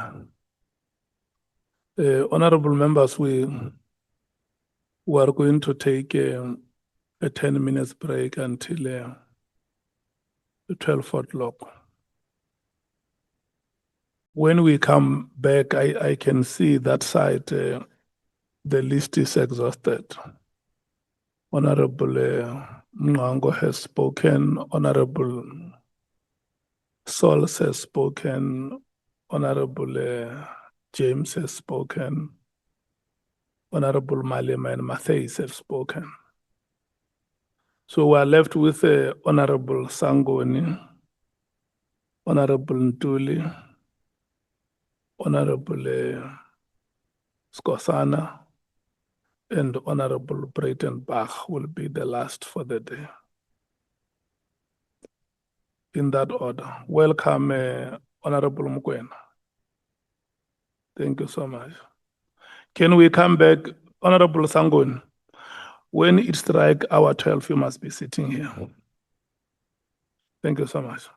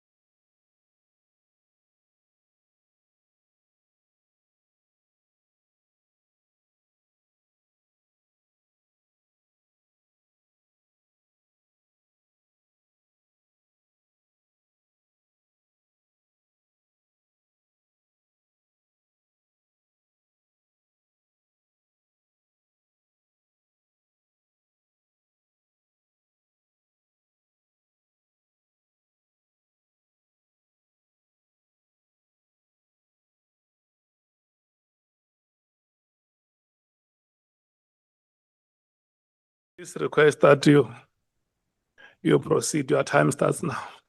Thank you. Thank you very much. Honorable Breitenbach says you have an agreement for 10 minutes. Do you have an agreement, Chair? Honorable Breitenbach, your 10 minutes start now. Drinks are on me, Honorable Sangani.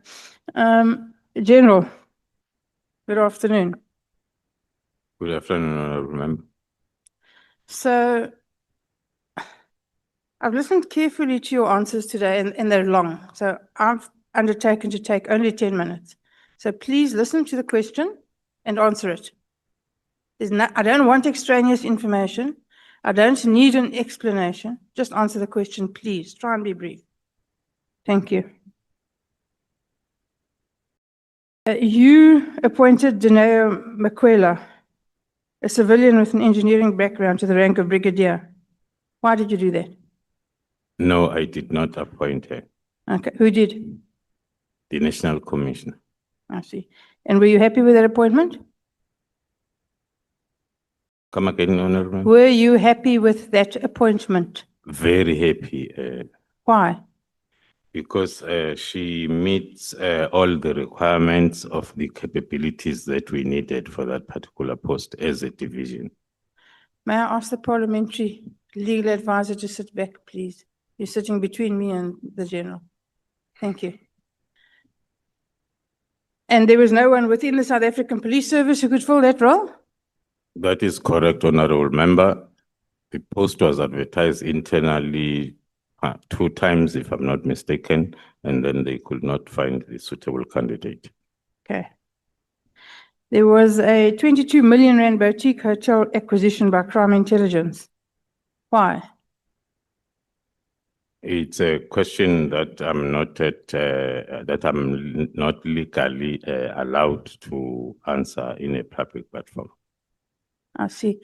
You see, I've listened carefully to you all morning. That's been a very, very convenient space for you to hide in. I've got to tell you that, it says something about you. It's not something good. How long have you been head of crime intelligence? Since December 2022. And what have you done to reform it? As Tell me 3 things you've done to reform it. As contained in my affidavit, we have looked at the legal framework that we had put in place. We have aligned our activities in terms of the priorities of SAPS, and we are dealing with the issue of capacitation, which is still ongoing. And how many people that are compromised have you fired? I won't have the number as of hand, but there are a number of people that we have dismissed. Give me a ballpark figure. 5, 10, 20, 100.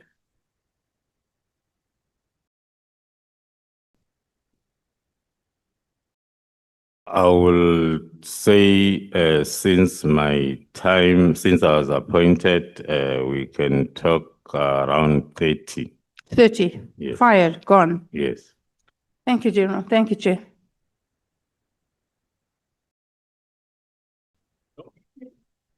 Are you done, Honorable Breitenbach? No, you deserve the chairperson's award.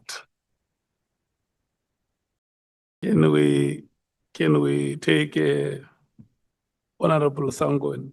Yeah, no. It's 4 minutes out of 10 that Fine.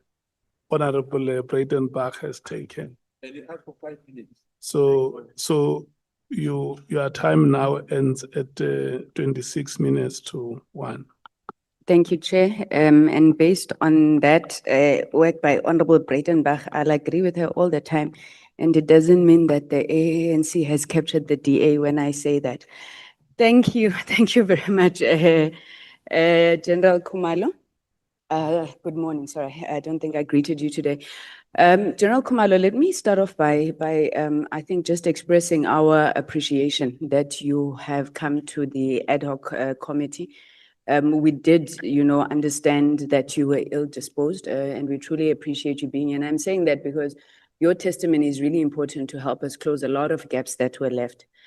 My first question to you, General, is, are you involved in a project of state capture?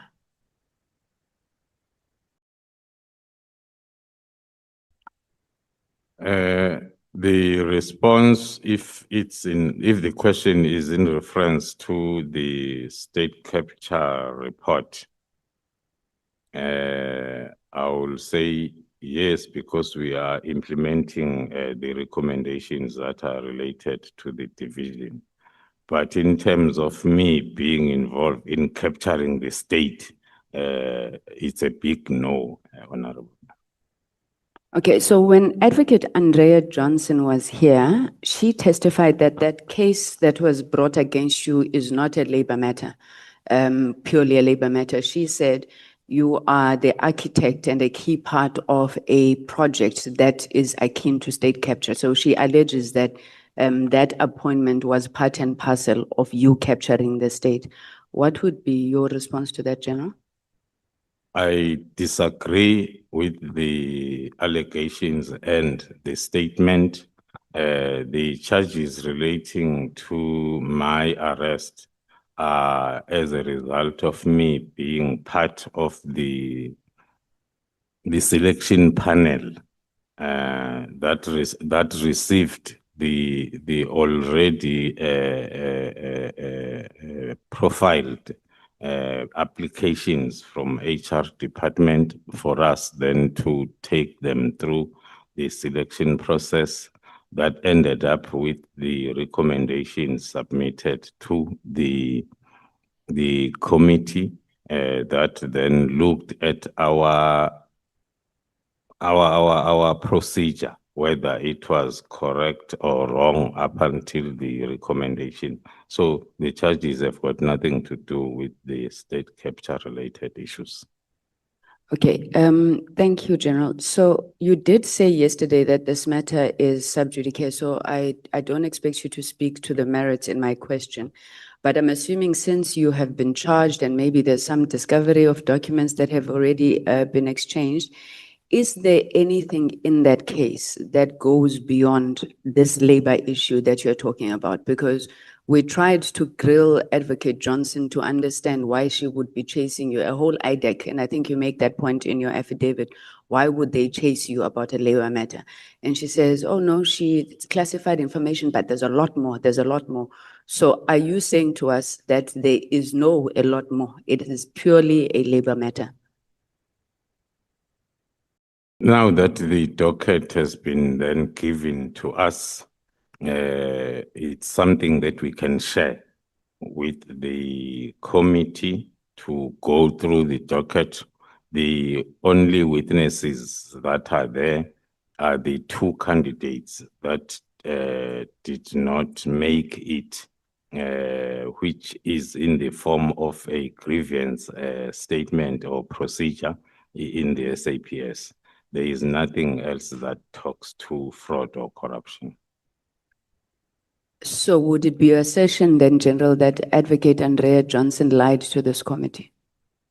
According to our analysis and assessment with our legal team of the docket itself, it's a pure labor-related matter.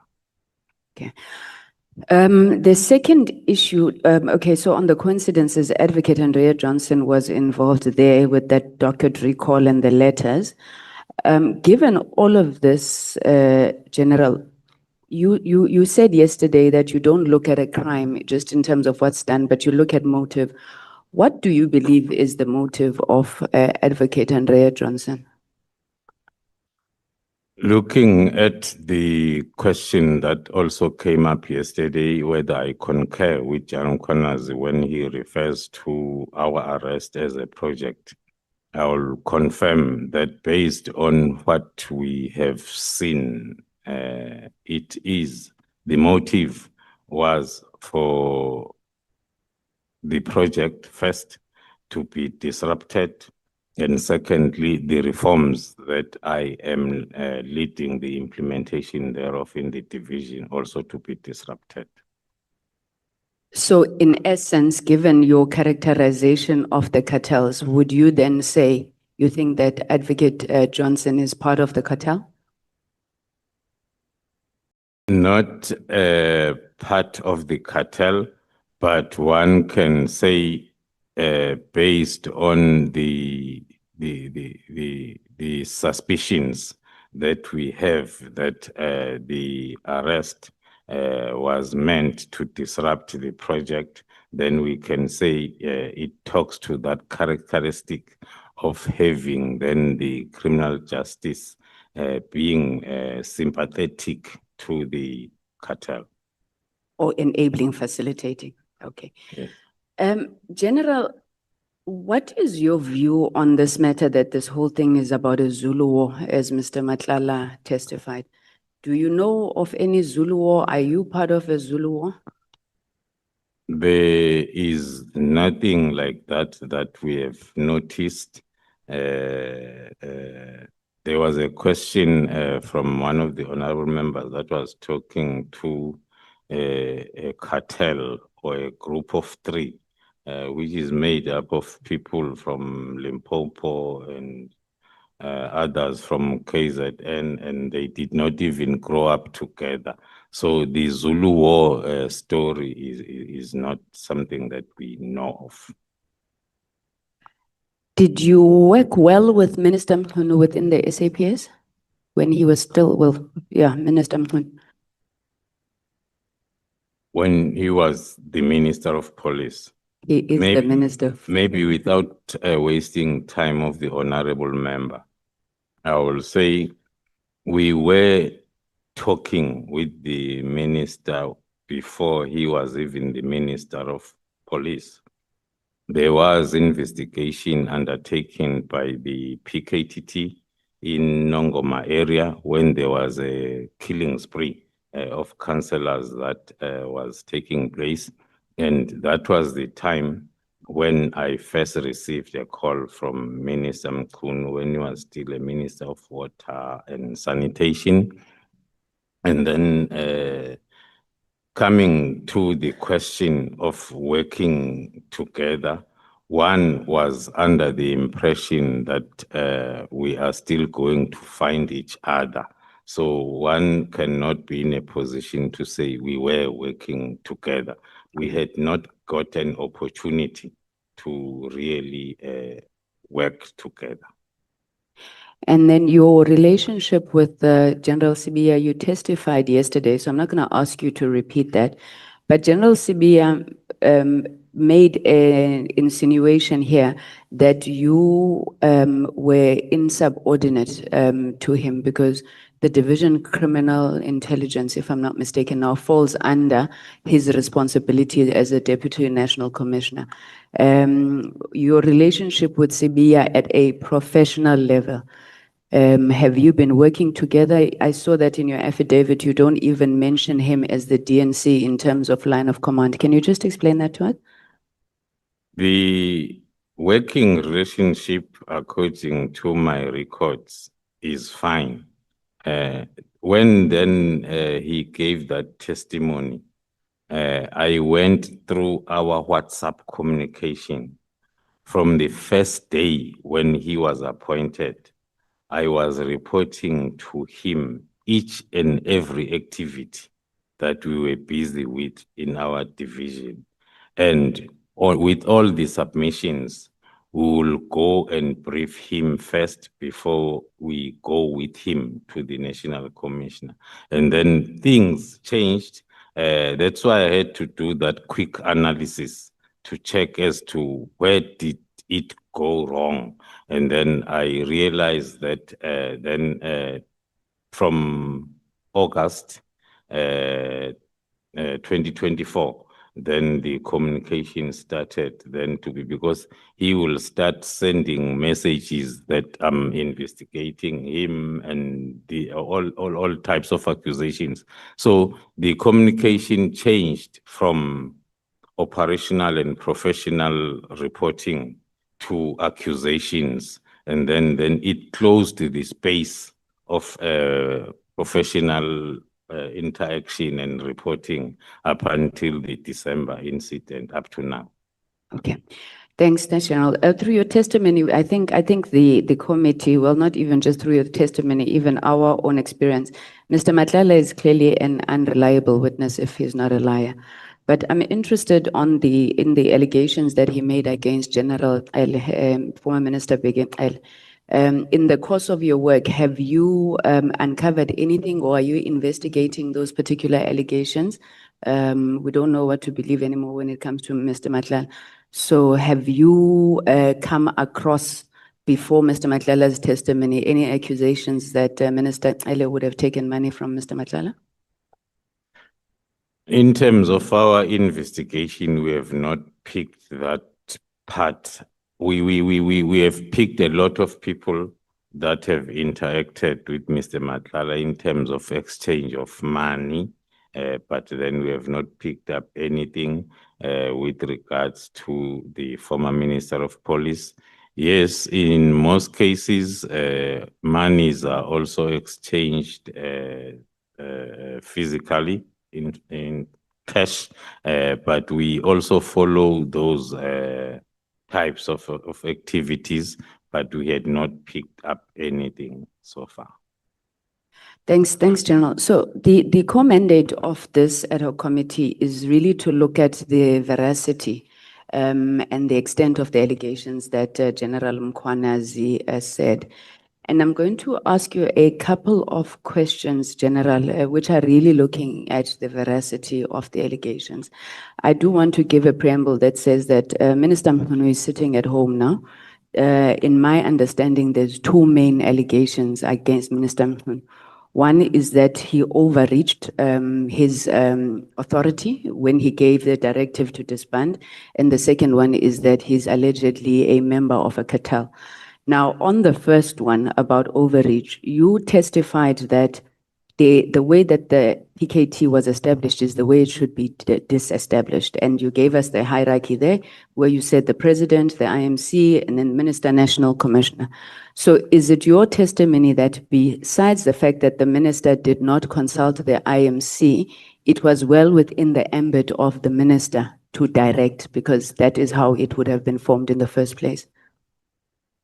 According to my understanding and my view, the minister did overreach because those are operational powers of the National Commissioner to establish and de-establish the task team.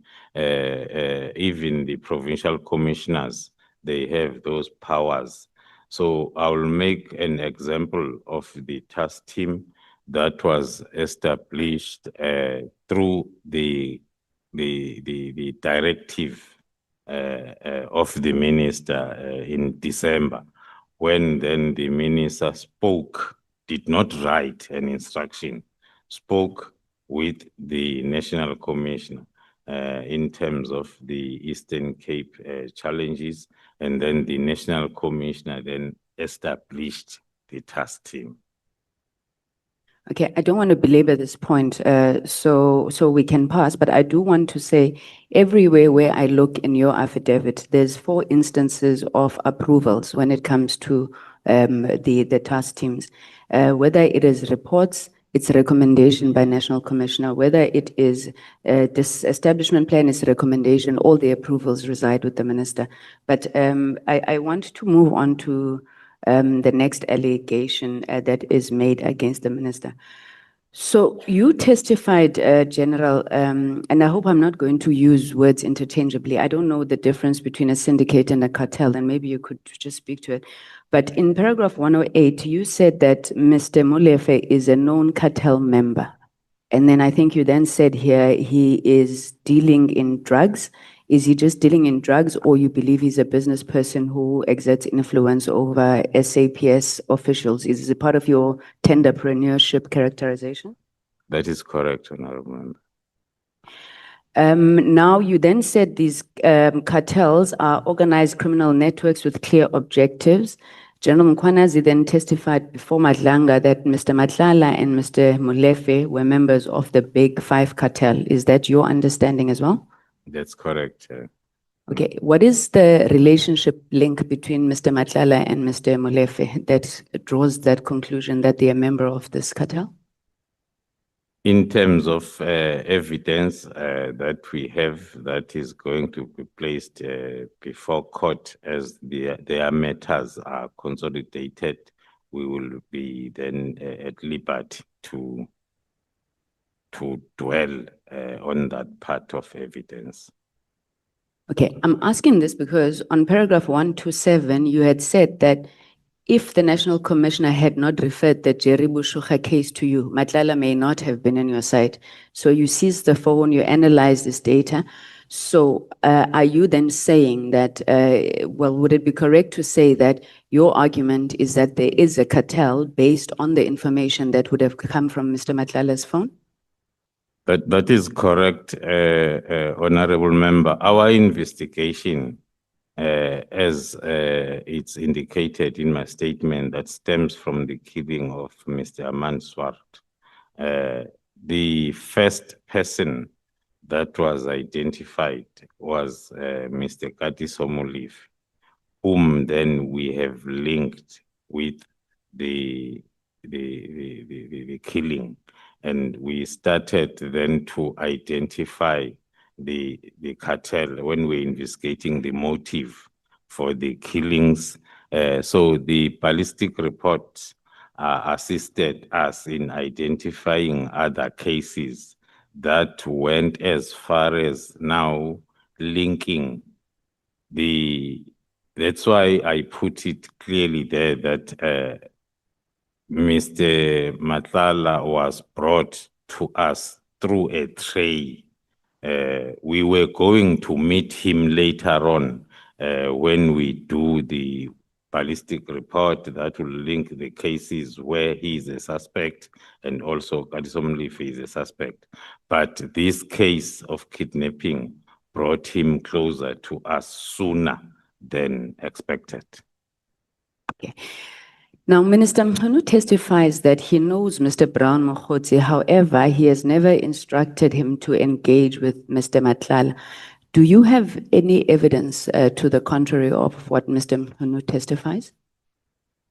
The statement makes it very difficult for one to confirm or not. Sorry, General, that's not my question.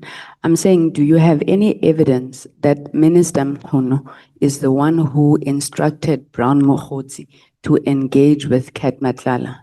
No, we do not have evidence that says the minister instructed. The minister and Mr. Matlala, both of them, they testified that they do not know each other, and they even produced an affidavit where it's deposed by Mr. Matlala saying he's never met with the Minister Mchunu, nor does he have any business links with him. Now, do you agree or do you have any evidence to the contrary that Mr. Matlala and Minister Mchunu know each other or have any business dealings with one another? No, we do not have. Now, you've shared with us, WhatsApp communication between Mr. Mokhotsi and Mr. Matlala. I'm trying to figure out, are these messages, which you outline in paragraph 169, are those the messages that lead you to then conclude that Minister Mchunu is a member of the drug cartel? No, Honorable Chair, through you, the messages are not meant to prove Minister Mchunu being the member of the cartel. The messages that are selected and included in my affidavit, they are part of the events that made us to believe strongly so that the disbandment that happened on the 31st was emanating also from those discussions.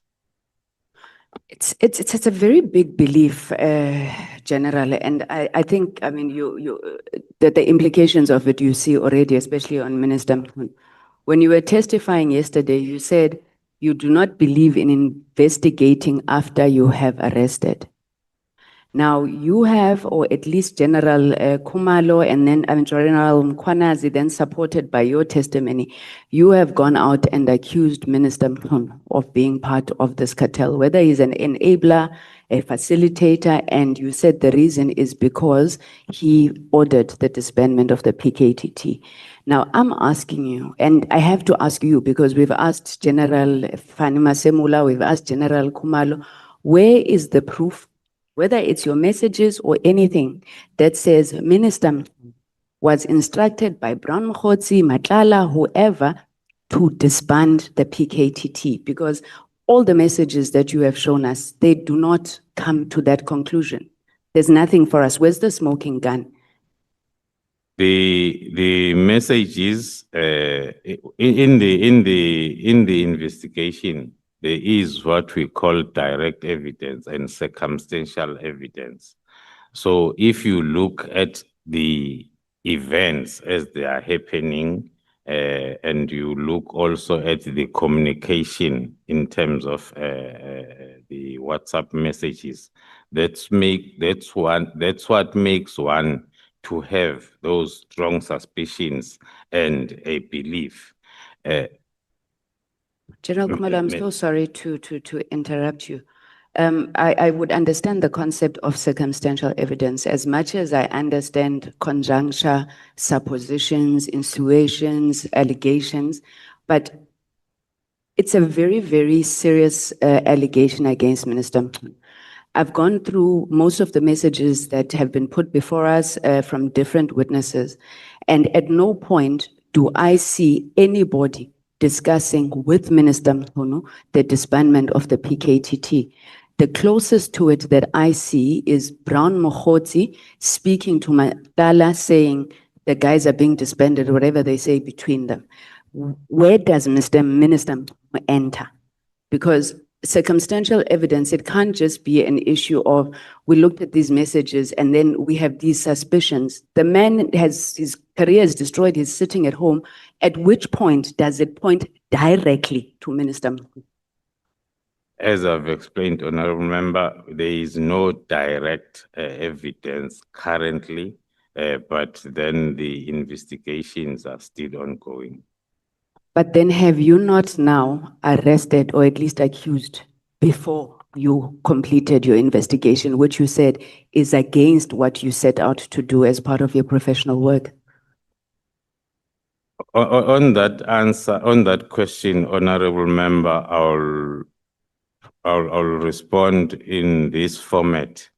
The allegations that are probed in this committee as well as in the commission are stemming from the press conference.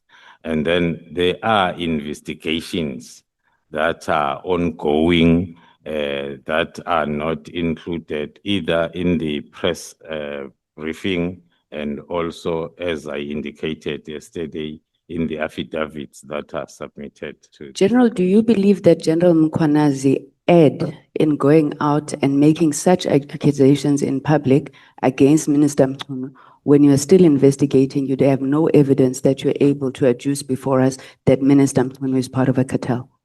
No, I don't believe so. So it's correct to go around and accusing people and saying we're still investigating? It depends, Honorable Chair, as to the situation as well as the narrative, because the press briefing is not an affidavit. And then the investigations, as there are affidavits that are included. It's before us, General, both yourselves. You've put affidavits before us. And when we're asking you, where is the evidence to back up the statements that you've put in the affidavit? It can't be that it was a press briefing. That's what I'm trying to explain, Honorable Member, that there are lots of investigations that are ongoing, stemming or coming from the press briefing. Okay, thank you very much, General. Maybe just to close off this issue of Minister Mchunu, do you have any communication between Minister Mchunu and Mr. Molefe, the other member of the cartel?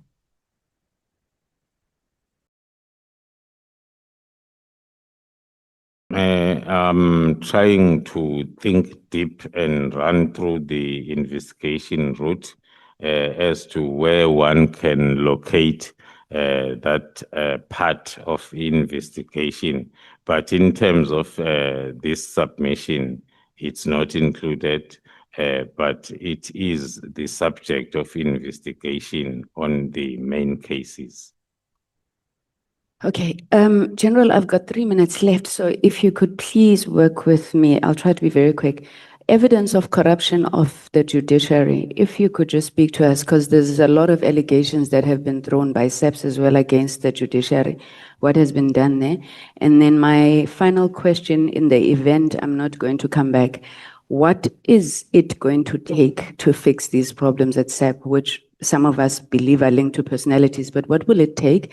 And then do you think you as the top officials of SAPS will ever be able to work together again? Thank you, General. Thank you, Chair.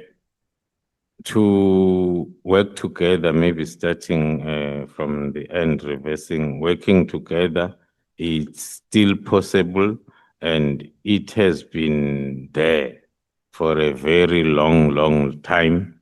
And then the current problems started with maybe the new appointments that then did not gel in terms of the work that is supposed to be done from the top management point of view. So I believe it can still be fixed.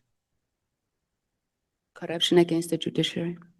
In terms of corruption against the judiciary, on our findings so far, we can confirm that there are strong suspicions of the whole of criminal justice system being affected or infiltrated. There are individual investigations that are taking place. I cited a lot of examples yesterday from the Eastern Cape judgment on Namhla case to the bail decision in Gauteng in terms of Pesitau and also Mr. Mlife's continuous bails. So there are investigations that are ongoing in terms of getting evidence, criminal investigation. Thank you. Chair, maybe through you, may we please request that the committee writes to SAPS and request the names of the judges that SAPS says are implicated. I don't believe the work of the Ed Committee will be complete without that. Thank you. Thank you very much, General. Thank you so much. And let me reconfirm that your time is only ending now. Because honorable members, there has been a speaker before Honorable Sangoni took the platform. That was Honorable Breitenbach. I could see that you had forgotten and you think that I'm giving the ANC an undue advantage. We don't work like that. We are men and women. We are men and women of integrity. Yeah. We are men and women of integrity. We have moral standards which we will never lower because they impact on our credibility as individuals. That's how we must be known and that's how we must be respected. Can I take the Chief Whip? Thank you, Chair, and good morning, colleagues, and good morning, General. General, I just want us to talk to money matters, General. One of the reasons that were advanced by the Minister with regard to his decision for the PKTT to be disbanded was the issue of the budget, that it was taking a lot of money. But there's a sense that maybe some of the money could not be properly justified. Let me just give you an example and then you'll comment.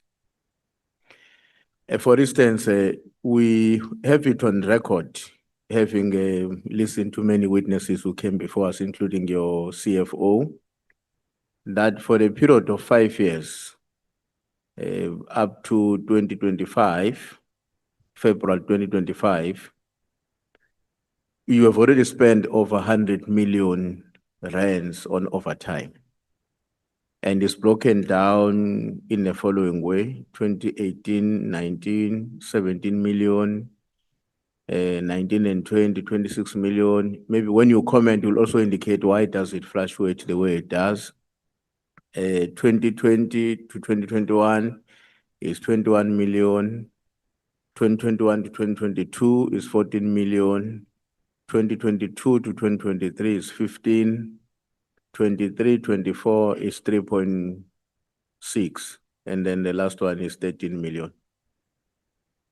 What is your comment on that? Right. Thank you, Honorable Chair, Honorable Members. My comment first on the reason of the expenditure of the PKTT as one of the reasons for the disbandment will be first based on the deduction that it's an afterthought reason that came very late without the engagement that was supposed to take place from within SAPS, so as we are able to explain and account to the Minister in terms of expenditure. The expenditure as presented by the CFO, mainly focusing on overtime, doing the analysis of, let me confirm the fluctuation thereof, but doing the analysis for the previous 6 to 7 years or the whole period of existence of the task team, the overtime expenditure will fluctuate based on the number of cases that are allocated to the team.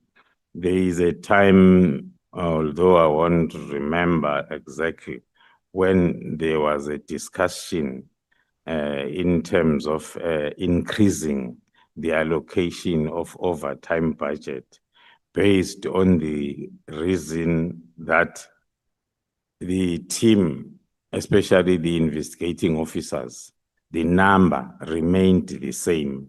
Now, once you have more cases that are now at court, it means the same investigating officers are spending their 7 to 4 time sitting at high courts for 2 to 3 weeks to 3 months when the matter is there. That will force then the investigation of the new cases to be done after hours and over weekends. That there is a time when one can have access to that fluctuation where the overtime increased because of that reason. So is there a clearly spelled out procedure which you have that properly regulates the way in which this overtime payment are being done? Yes, Honorable Chair, Honorable members, the overtime allocation will be estimated in the budget, and thereafter, the cost center, the current cost center for the PKTT is KwaZulu-Natal province, head of finance. So each commander of the team will apply for certain hours of overtime to the Majok commander, giving reasons and duties that will be performed after hours or over the weekend by those members. And that application will go out of the task team, will go to the finance section of the province, KZN, for approval. So that is the standard procedure that is in place in order to put controls that the PKTT operators or management are not both the player and the referee, in the fact that they approve the duties and they also approve the overtime.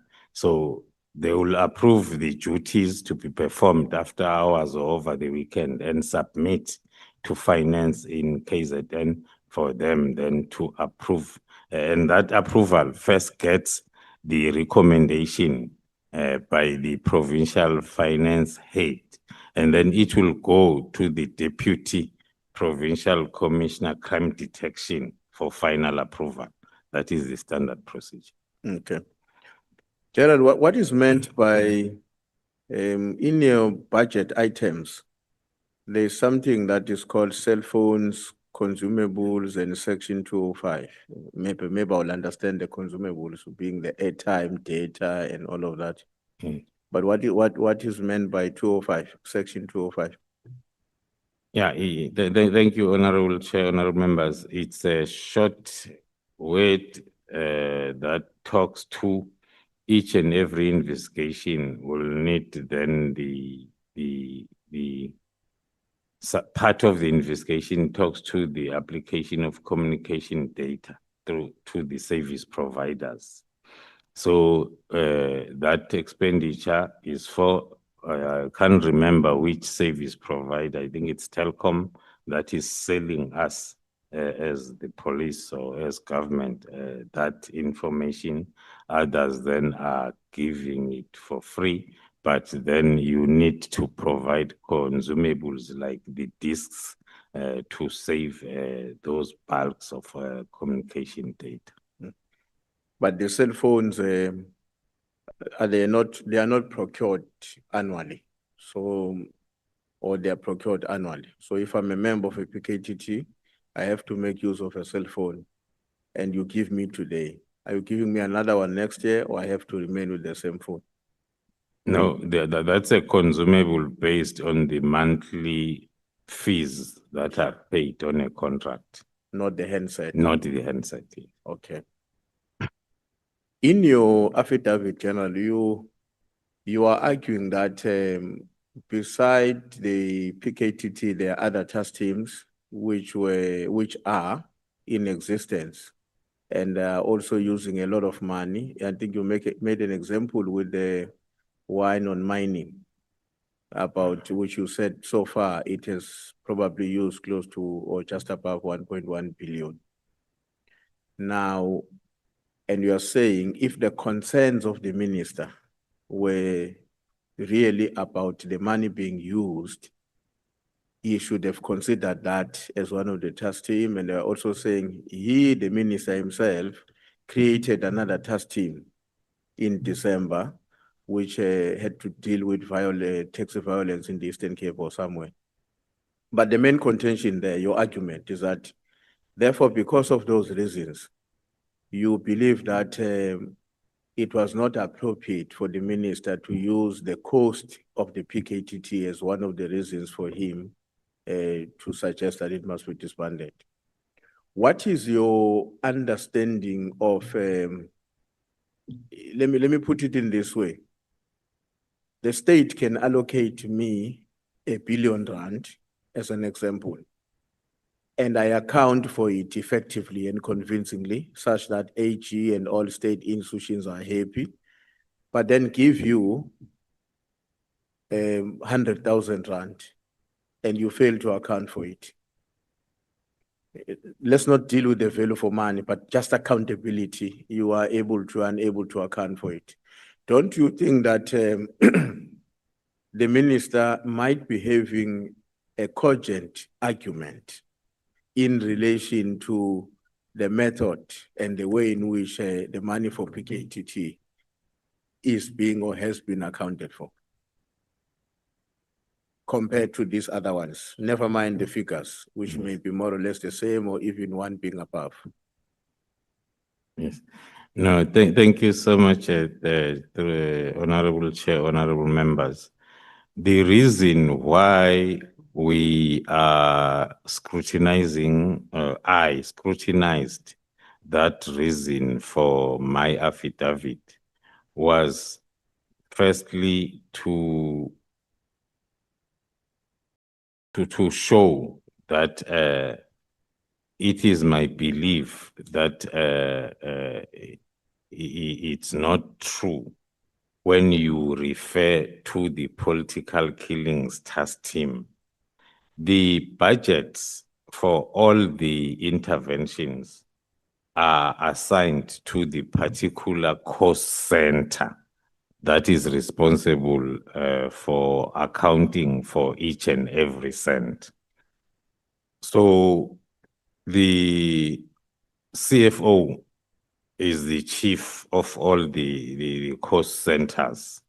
And then the CFO's office is doing the continuous monitoring and making those that are running the cost centers to account.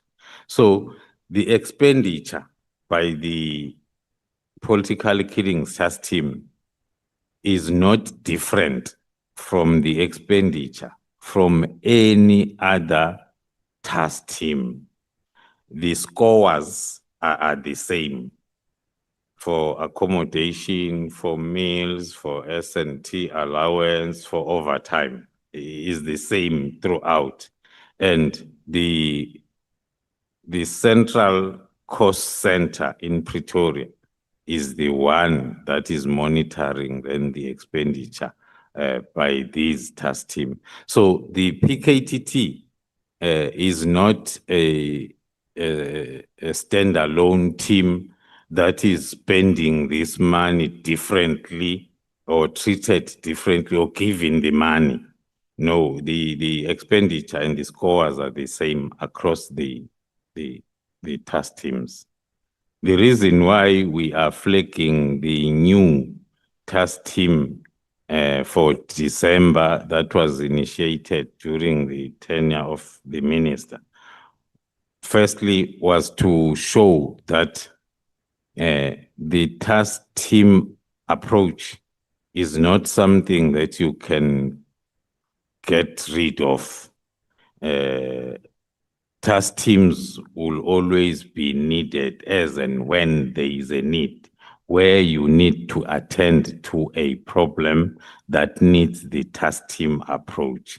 Secondly, then was to show that the expenditure cannot be the reason, because the expenditure of PKTT, irrespective of the amounts, is not different from the expenditure by any other task team. So General, maybe to make it easier for somebody like me who's external, the amount of money paid for a member per hour on overtime is the same across the board. The distinction may be the frequency and the number of hours. That's what you're saying. That is very correct. The task team does not have a separate dispensation. Task team members are treated the same as all other government employees in terms of overtime tariffs.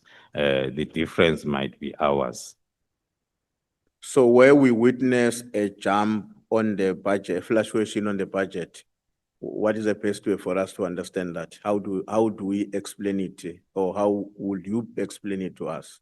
Where there's that fluctuation I was reading from 17 million rand at some point to 26 million rand. Yes. As I've tried to explain, Honorable Chair, Honorable Members, that the fluctuation might be necessitated by different factors. It's either there are new allocations of dockets that will need additional investigating officers to be called up to beef up. That will increase then the budget, or the very same capacity that is there as the need arises. And of late, most of the investigation is done after hours as well as over weekends for all cases that are still under investigation, because most of the cases are at trial stage, and the members, they spend most of their time at courts during the day, Monday to Friday. Okay. Now, I want to go to 114 of your statement. You don't have to go there, General. I'll remind you, and this is a small issue.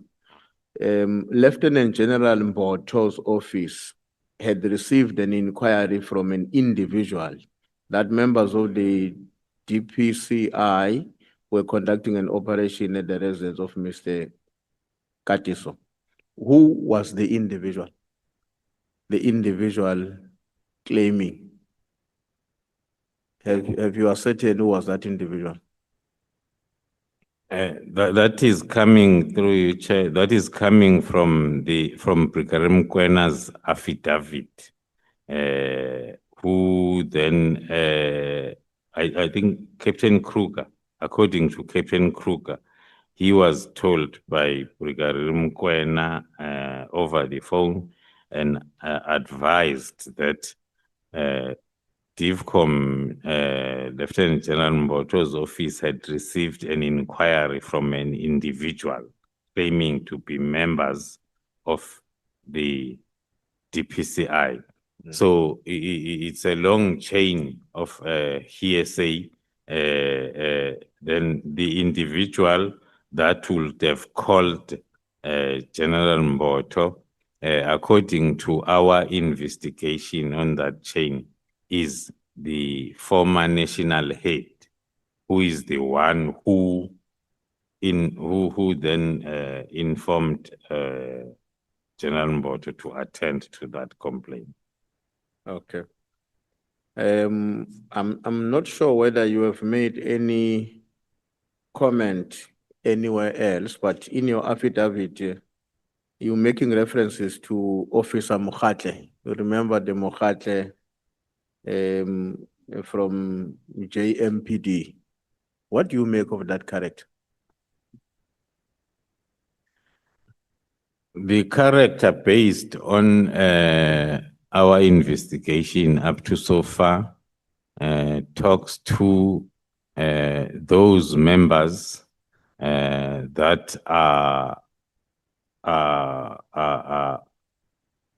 close to the high-profile criminals, and sometimes also I referred to this new phenomena of our junior members moonlighting to boost their income. I think as part of evidence, which is included in his own affidavit, there is somewhere where he says he also provides services of licensing the vehicles of Mr. Mulife, and then he will get 500 rands per car.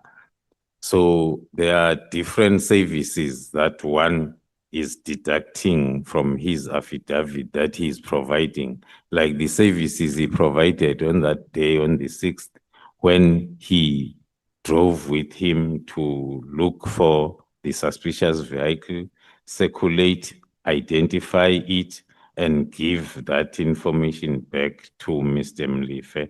That will be then maybe for a particular price. Okay.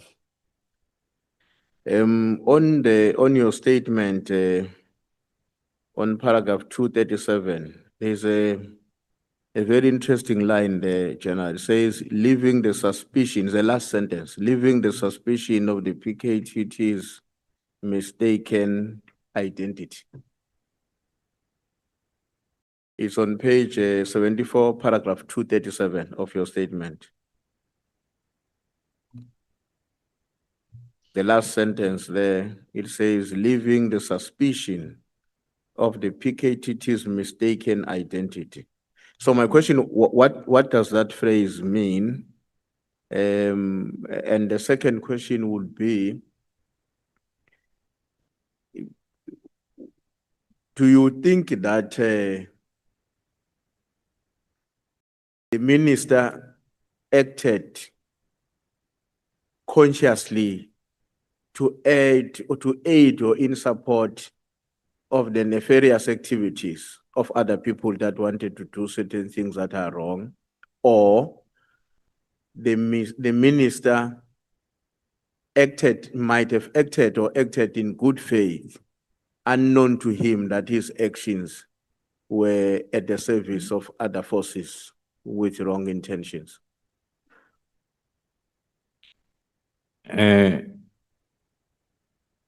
When the disbandment letter came out with a reason, I think there is only one reason that is provided there.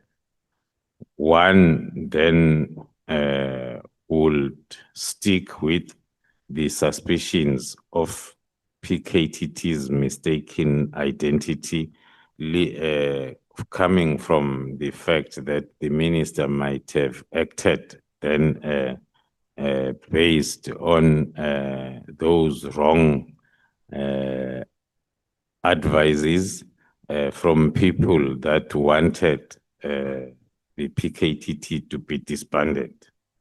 But the afterthought reasons then are raising the suspicions of acting knowingly, because now all the reasons are not holding up according to our understanding as people that were involved in the project itself, leaving then confirming that suspicion that the PKTT was mistakenly identified as the team that is investigating the cartel, which was not correct. Okay. When we listen to General Pasani, the former National Commissioner, one of the assertions he made was that he believes that there should be a distinction between a person who is your substantive role and the one who heads the operational task of the PKTT. What is your comment on that? His view was that this should not be the same person. What's your take on that? I will not agree with that assertion if it's without the reasonable reason.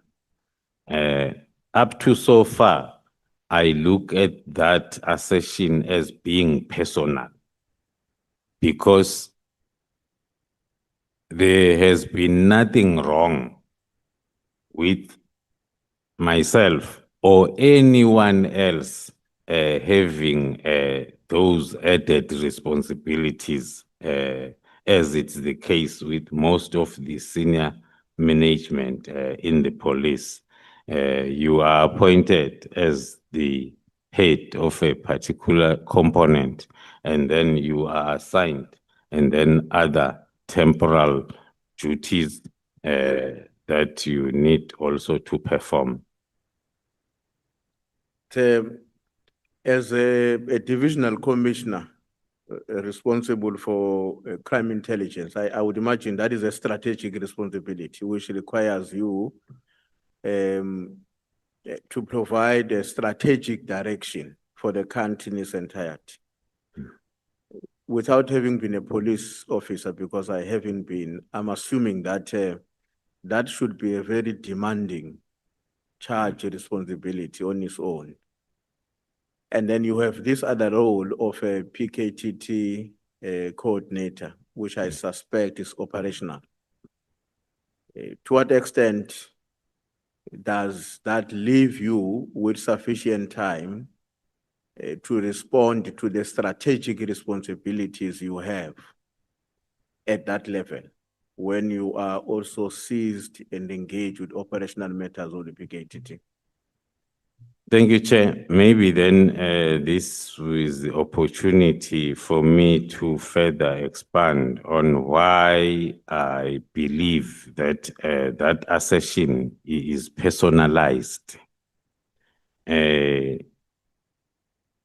explained the methodology of the PKTT, and according to my understanding, the appointment of myself as a divisional commissioner, I believe it's a huge responsibility, and I've delivered and I'm still delivering to the best of my ability. The issue of the continuation from my side to coordinate was a conscious decision taken by the National Commissioner. It was discussed at length when I was appointed. I am not, there was a time when I was full-time in the task team. After my appointment, I'm no longer full-time, and I'm not doing anything other than receiving the reports and making sure that the methodology is still implemented accordingly. So my involvement is with the name, if I may put it, only. There is no day-to-day work that I am performing there. And there are capable commanders there that have clear understanding of the methodology. So there is no need. I believe that the reason why the National Commissioner took that decision is because of his previous experiences. There are other interventions that I've coordinated. The Operation Rhino, wild trafficking project that I coordinated in 3 provinces. Soon after my withdrawal, it died the natural death. It's dead. But the idea was for it to be sustained by 3 provinces. And there are a number of other national interventions that have suffered the same fate. I take it that the National Commissioner, as the accounting officer, took that decision for me to remain a coordinator because the commanders that are there, they are still aware that they are implementing the methodology and there is a coordinator who's monitoring them. Last question, General. Have you, as the top brass of the police, have you had an opportunity to reflect on how best to replicate or to take some of the what you believe are brilliant skills or coordination that has been with the PKTT and various other law enforcement agencies and replicate it at a national level? Have you thought about how can it be done in such a way that, one, will be cost effective, but secondly, the skills and the capability which you believe has been outstanding on the part of the PKTT can also be adapted to the rest of the country to deal with issues of the similar nature? Thanks, Chair. Thanks, General. Thank you, Chair. There's been numerous attempts. Maybe let me start by saying we have been recommending that for a very long time. And there's been numerous attempts to discuss and implement that. There was a period when there was an instruction that each province must send between 5 or 6 members to the PKTT to learn the methodology. Indeed, it happened. We welcomed members from all 9 provinces, and they were given the theory during the night, and then during the day they will go out for practicals with the PKTT members. It was well and good. But as soon as they went back, the instruction was then implement what we have learned. The problem that we have is there are no Khumalos in these 9 provinces who believe in this methodology, because this methodology needs the support from senior level. Now, when these junior members, they get back, I still receive calls even today from some of those members that were trained and they believe in this, but then their commanders, then they believe otherwise. Thank you so much. Honorable Skosana. Thank you, Chair. So Khumalo, you are saying each province must have a Khumalo why? Thank you very much. That's why. Hello. General Khumalo. Just to say it, Skosana, Chief Whip, in case you get pressed for time, you are released. Thank you. Ngithokoze General Khumalo. Ngizokuthoma mhlambe ngokukubuza ngento ezinenganyana lapha ku issue ye-IDEC. Mara kokuthoma ngifuna ukuku-assure that the issue of the Minister of Police being his life being in disarray, I don't think it's true, because the minister still enjoys the benefits of Parliament, because he's on a suspended leave, he's getting his salary, he's got bodyguards, he's better off. In fact, it's a perversity of justice as far as we are concerned as Umkhonto weSizwe, that the president has erred in that. But I'll start by saying the issue of IDEC. Who arrested you?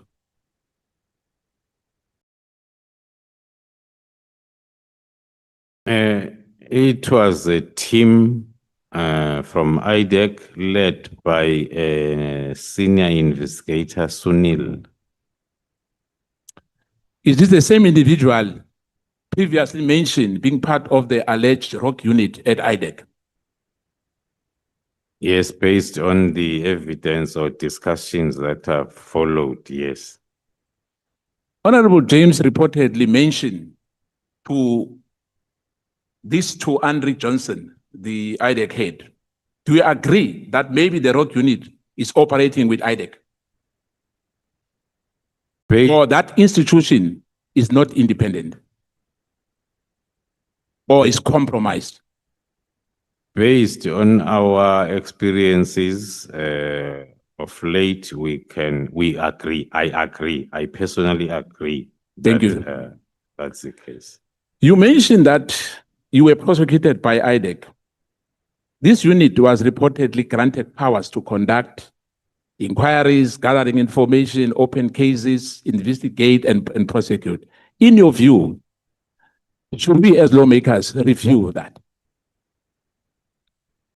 Thank you, Chair. I strongly believe that that particular section needs to be reviewed, if not that act as a whole, because then it makes it easier for the institution to be used in situations like the one we are facing. Honorable Cameron raised concern about the alleged takeover of the security clusters by Khan of the Crime Intelligence, Sibia, SAPS National DNC, Sisoko, Deputy Head of IDEC, Advocate Patoi, head of NPA. In the light of this development, will you say that your arrest and the Mkwanazi media briefing ultimately proven to be a blessing for this country? One have to agree, because as I was narrating the timeline yesterday, because of time, I could not get to the finishing line to say I'm arrested. We are arrested on the 26th, 27th of June, and then there is a press briefing on the 6th of July. Today we are here. Thank you, General. In her own admission, when I asked Advocate George Johnson about the participation on the interview of her husband,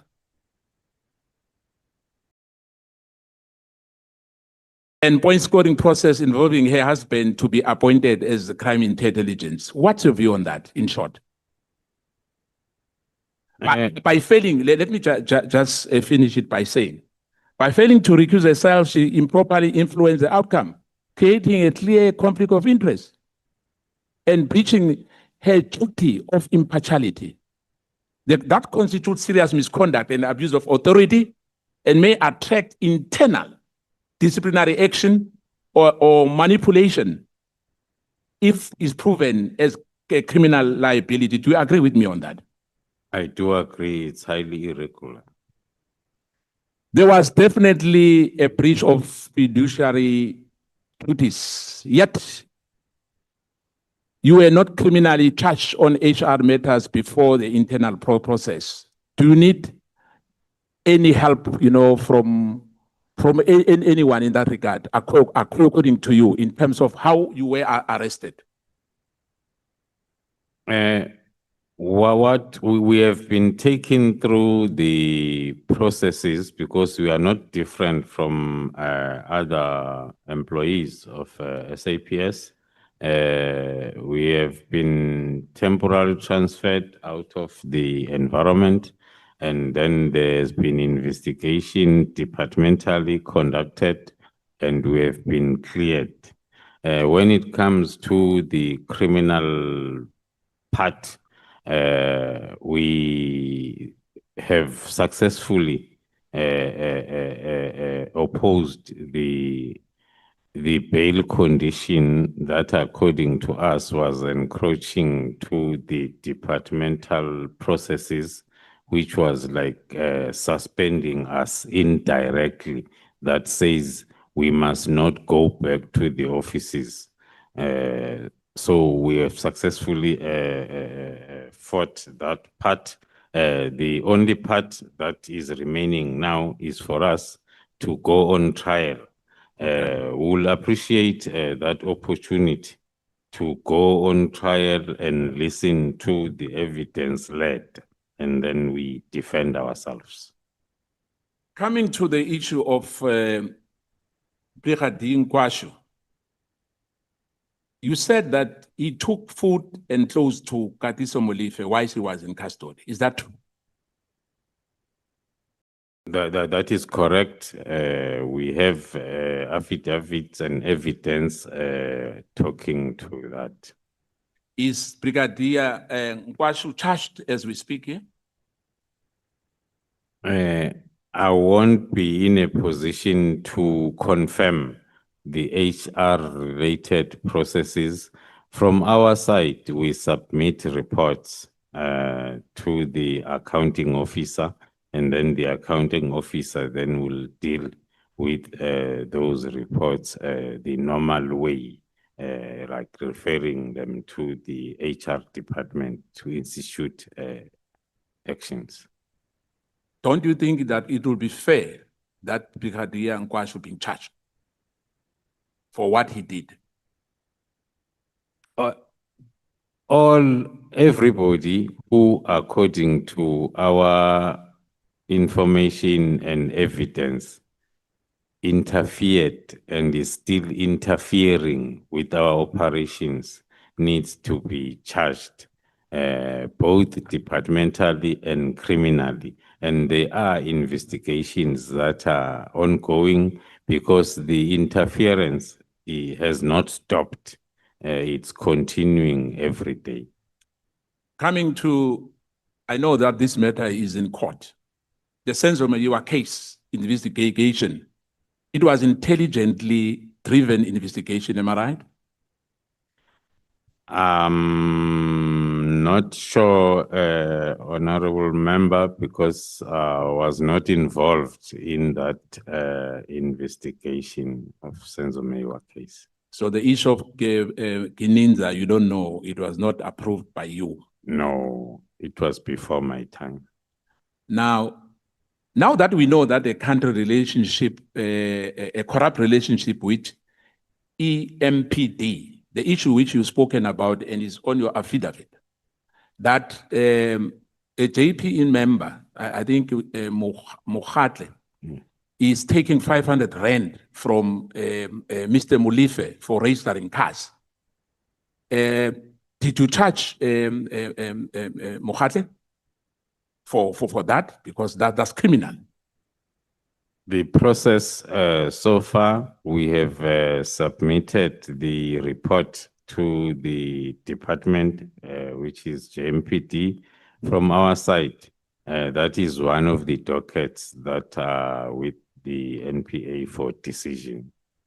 I guess there's negligence and indolent as far as these matters are concerned, in a sense that they drag for too long, because our people, abantu angibeke ngesikhethu, abantu ekhaya bayacomplaina ngokuthi mhlambe imraro le eyenza ukuthi kube nongwarangwarana, kusho ukuthi mangikhuluma ngongwarangwarana kusho ukuthi kuna these personality clashes between the security clusters, in a sense that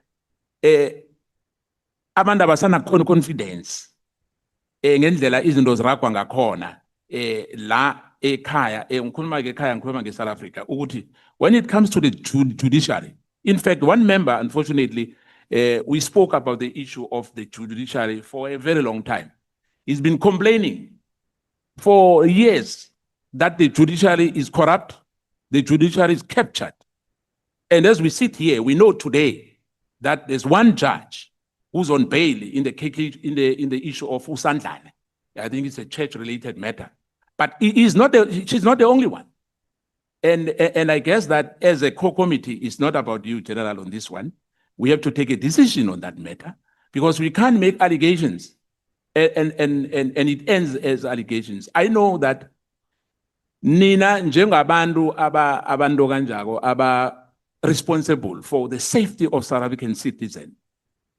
There's nothing wrong of what you did, and I'm going back to that issue of the minister, because we have to connect the dot.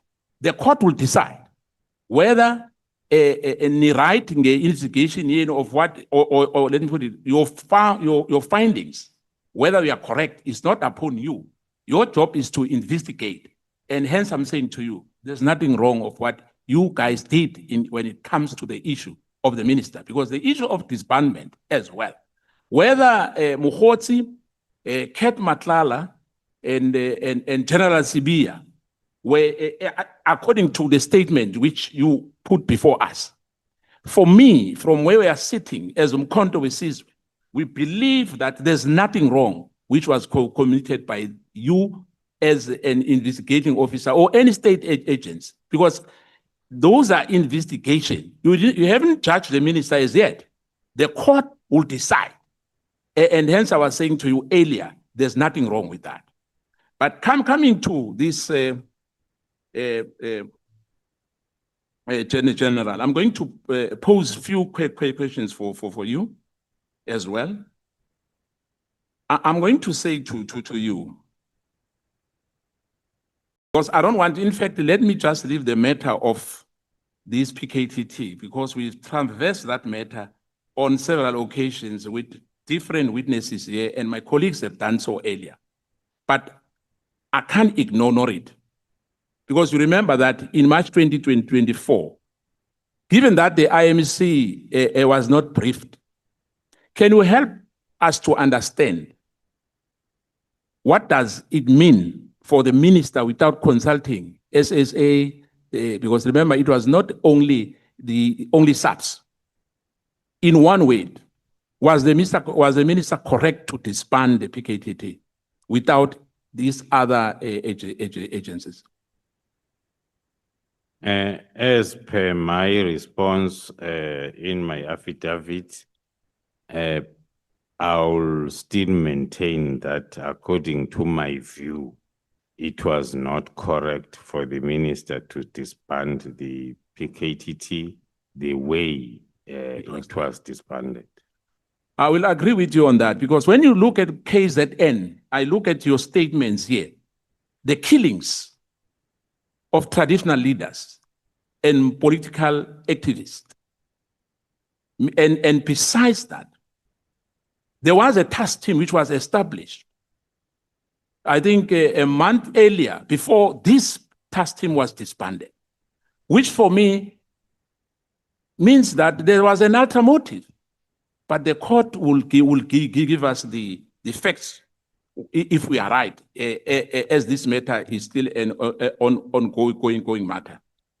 On page 207, when you refer to a provincial commissioner who instructed Brigadier Nkwachu to retrieve the dockets in relating to the investigation into Mr. Katiso Molefe, are you referring to the provincial commissioner of Gauteng? Yes, that is correct.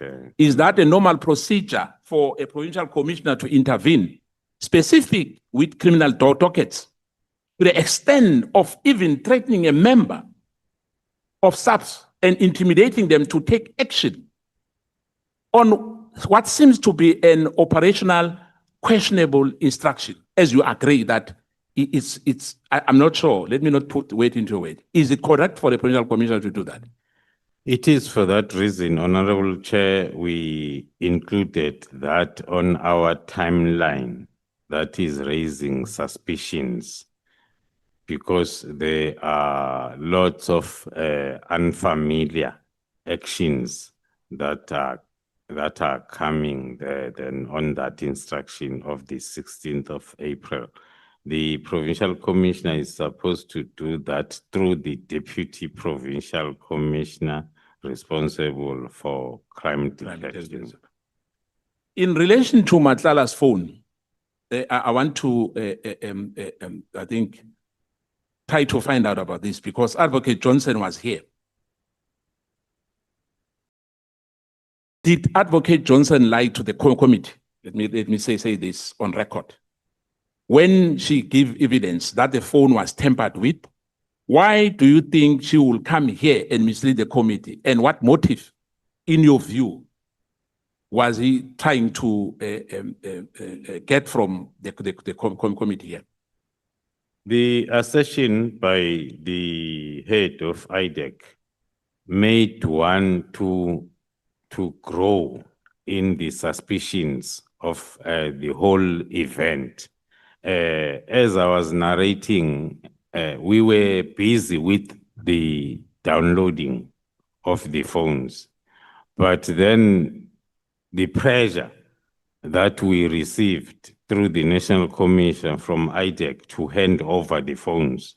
Up until today, we do not know which investigation IDEC was busy with. So that also adds in our suspicions that the reason might be wanting to know what is it that we know, sent by someone, because hence the phones were quickly, the poor DFI complying with the instructions from the national commissioners and heads of IDEX.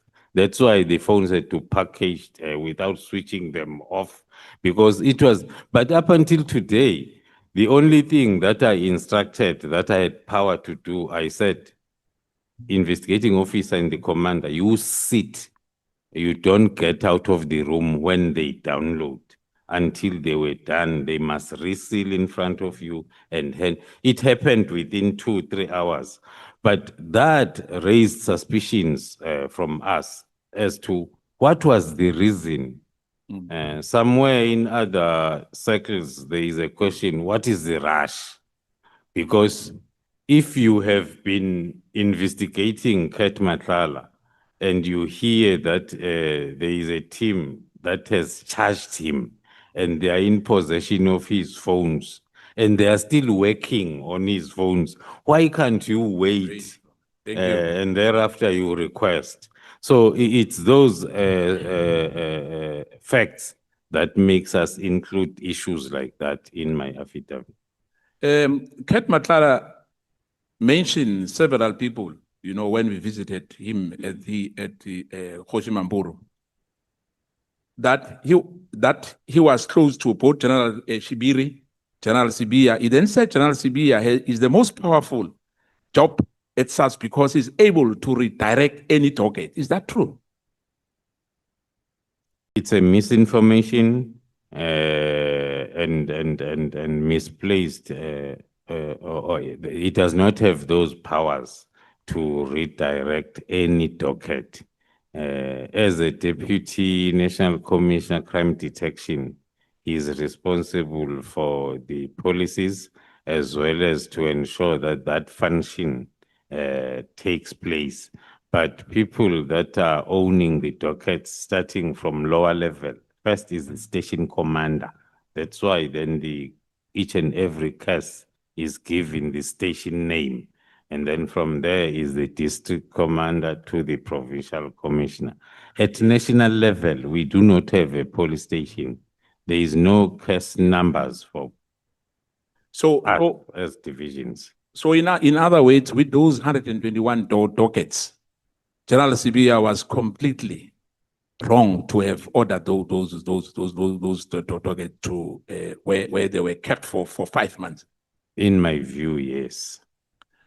Before Jerry Bukhochi was taken, we are told that there was an argument. Where is that matter? Because we are told Jerry Bukhochi is still not found as we speak here. As I highlighted during my evidence yesterday, that the team has recently got back the docket. Then the team then is in the process of attempting to revive the investigation that was done up until the 6th of December 2024 in order then, one, to find the victim of kidnapping and also to find those responsible. Now, the wife of Jerry Bukhochi, I'm not sure whether did you get the WhatsApp, the voice note which he sent to say the husband is crying for help. Did you ever get such a thing? I think I got a report from the team summarizing that WhatsApp on their reports. Yesterday, and I think in your submission, you spoke about Mashele, you spoke about the house, which you said that Mashale, in fact, is a Dingsrangel, former member of SAPS as well. Am I right? That's correct. Now, you said that there's a group of former policemen and women in the WhatsApp group elsewhere. Am I right? That's correct. Most of those people, in fact, because there are many, maybe you can't name them. And you said that there's a parallel a team in some of the investigation, which is improper. Am I right if I heard you well? That's correct. Now, I'm going back to where I was earlier. The arrest of Molefe. You said that there was an helicopter roving around. Was that from your division or was it from it was from the other division, DPCI? The helicopter was from the structure that is in Gauteng provincial government, and it is then have the direct links and memorandum of understanding with DPCI. So we learned that after then our investigation, we got this affidavit from the pilot. We got the affidavit from the one who activated the pilot. That's when then we became aware that even the helicopter was activated from the DPCI route. Now, why was who's this guy? I think is it Mokhatle, the one we spoke about from JPMD. What was his interest in the matter of Molefe, in your view? And why there were so many security state agents when Molefe was arrested? Firstly, according to our understanding, after the whole event, we looked at an officer from JMPD as a go-to guy who is providing then information as quickly as possible for Molefe if there is something suspicious. And he confirmed that he is very close to him. That is Officer Mohale confirming. So the whole festivities that happened during that day and during that operation, it opened our eyes, and we are just lucky, maybe if I may put it, because in terms of our planning, we did not foresee what happened.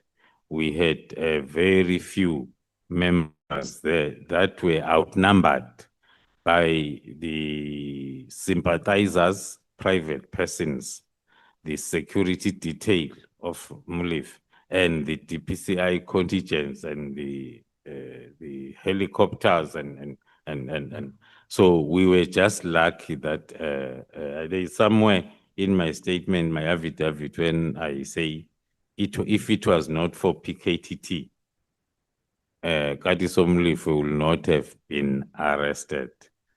Fortunately for us, in the PKTT, we have assembled and trained a team that is very capable of doing whatever that needs to be done. Ngifuna ukuthokoza no ngisesena minute nyana 4. Let me just finish it off by saying uthe uthi sekuna 2 ukhipha 2. Mara ngifuna ukuthi ke General Khumalo and your team, I know ukuthi this matter, it's like any other matter. South Africans, abantu bekhaya pha, they are very disappointed the way ngendlela ezinye izinto ziragwa ngakhona. Isho ukuthi i-issue, I know bathi ngizaba isiceda emzini. I-issue ka Senzo Mchunu noma ise court nje. Sibonile siyabona. Umakhe is crying. Uyalila umntanakhe.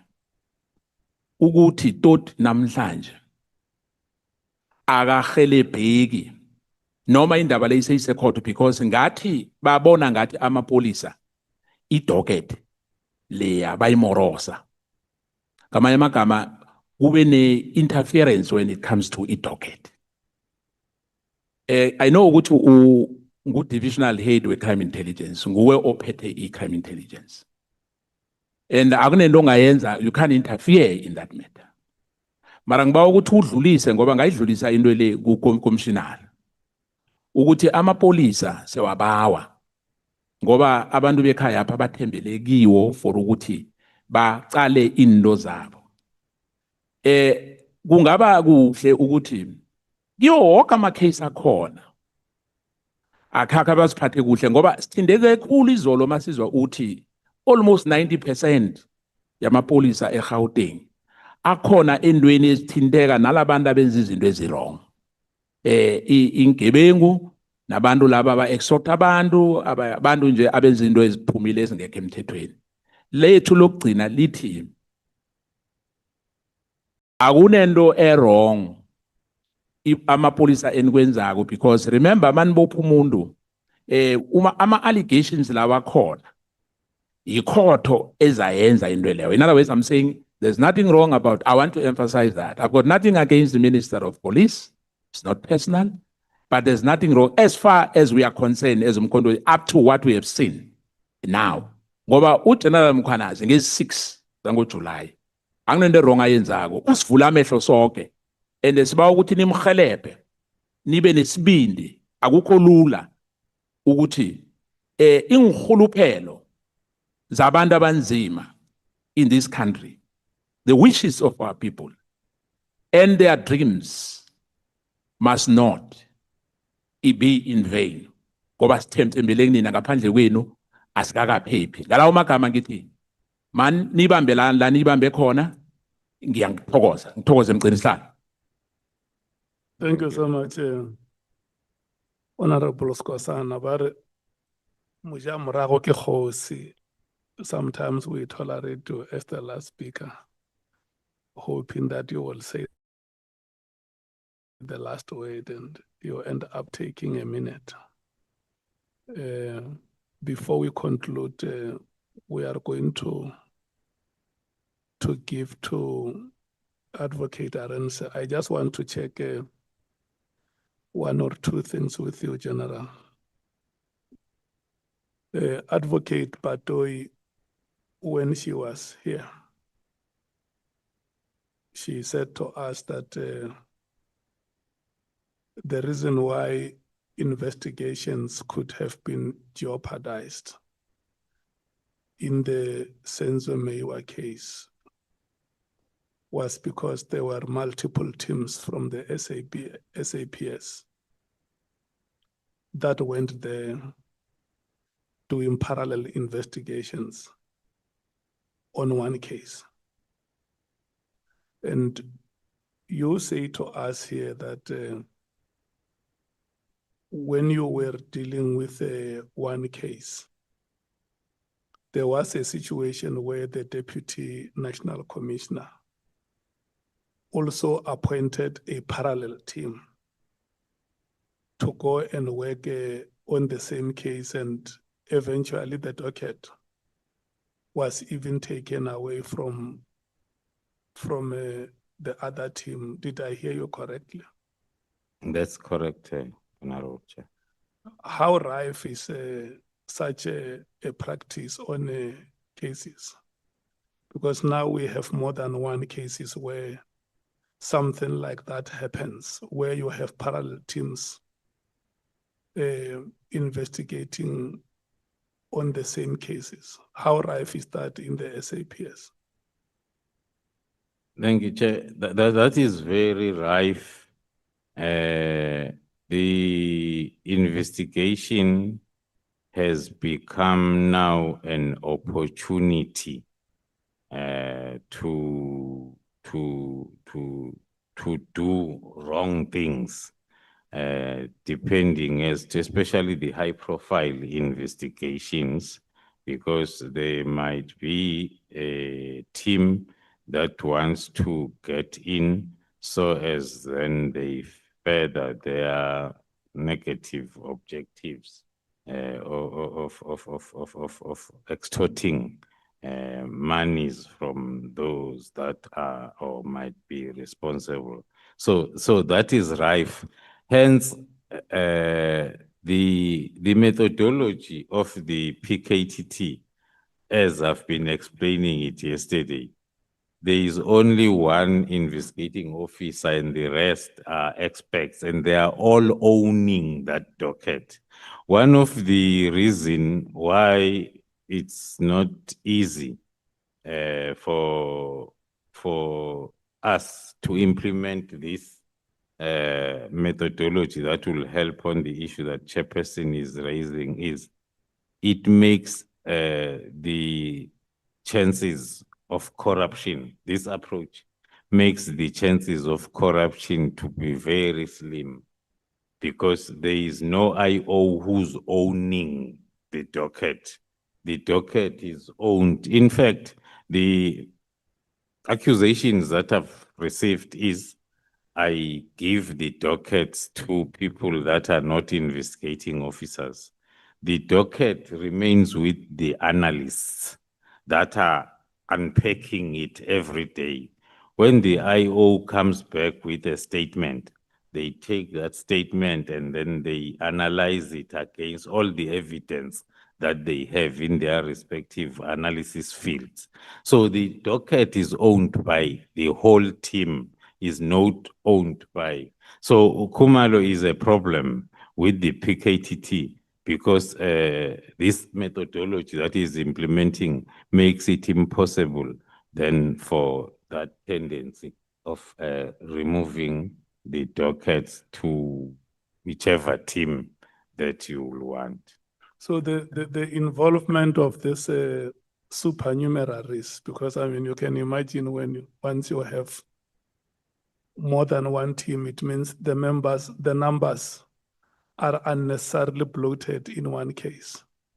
So the involvement of this supernumeraries is driven by a more than sufficient interest in the case. That is correct, Honorable Chair, because it happens on mainly the high-profile investigations or high-profile cases. Hence, then, I'll also add, Chair, that the comments that are talking to what is Khumalo doing, because he's the divisional commissioner, doing in the particular investigation. And if you get those questions coming from the leaders of the institutions, and then one suspects that it's because there are lots of dockets that if they fall on the way of Khumalo's methodology, then all the truth will come out. So in cases where supernumeraries have been involved, what has been the rate of success?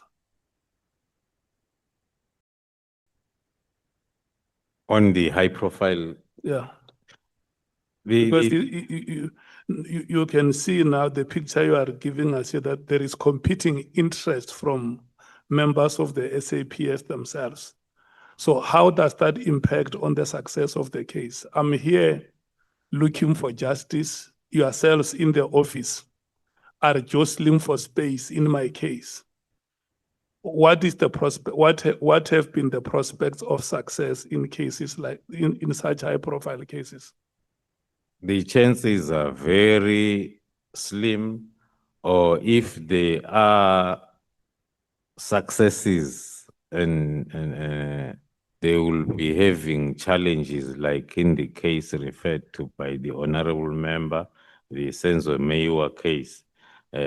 So the chances are very slender. So the victims becomes, number one, the victims of a crime committed against them. And number two, they become victims of sinister motives by SAPS officials. That is correct. Can we attribute the reasons why it has taken us so long in the Senzo Mchunu case to practices like those? It's very possible because as the information on hand points towards the involvement of many teams in that investigation from the beginning. And in the case where you were involved, where the deputy commissioner appointed a parallel team, how has that affected the work of that team? I pointed it out, Chairperson, Honorable Chair, that we were starting with the operationalization of the intelligence and evidence that we had on hand on the 6th of December 2024.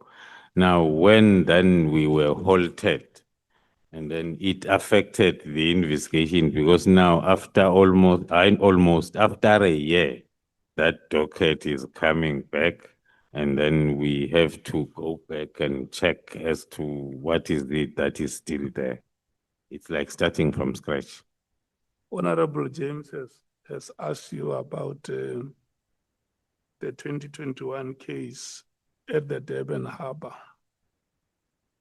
where a container with a consignment of about 500 million or more was detected by the police.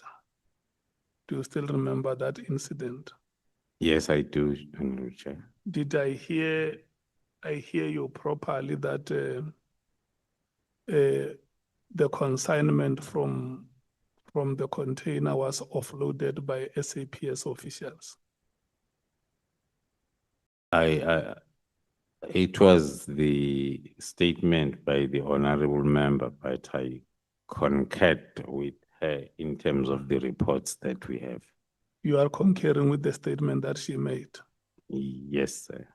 And that the consignment was transported from Durban to Johannesburg? Yes, we confirm. Okay, and then in the position, because it's 5 years now since 2021, maybe 4 years and some months to complete 5 years.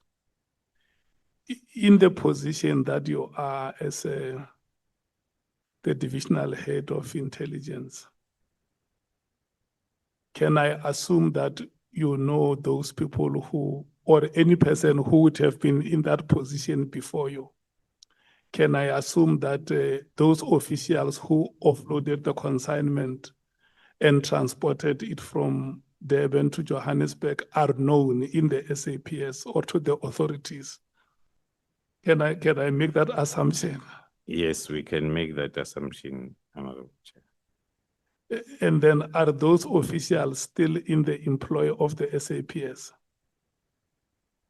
It's very possible, Honorable Chair. Okay. Yeah, it's a very, very difficult one. Yeah. Okay, no, it's fine.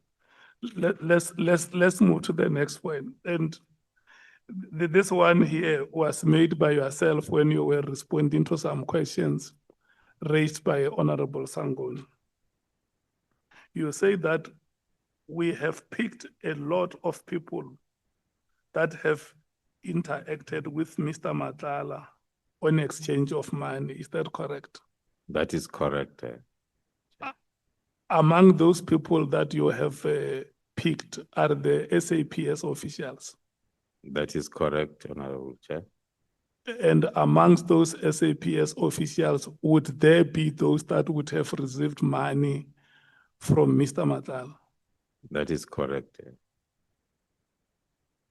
And these officials, in the position where you are, or anybody who would have been in this position that you currently are incumbent, would have reported to the SAPS authorities that, because my assumption is that when you do intelligence work, you don't do it for yourself or your family. You don't compile reports. There is somewhere where those reports go.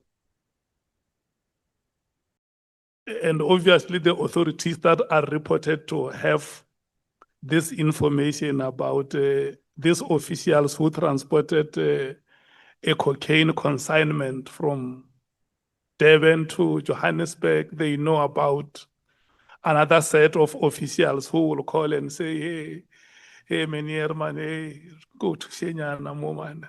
And then the authorities know about these activities, to your knowledge, or are there still reports that are being compiled which will be sent for the attention of the authorities? From But for this, sure, my assumption is that in part or in parts, some information has already gone through to the authorities. that's what I can confirm, Honorable Chair, that from our investigation that we're busy with, based on my statement that the chairperson referred to, there are reports that have been submitted already on some of the individuals to the respective principals.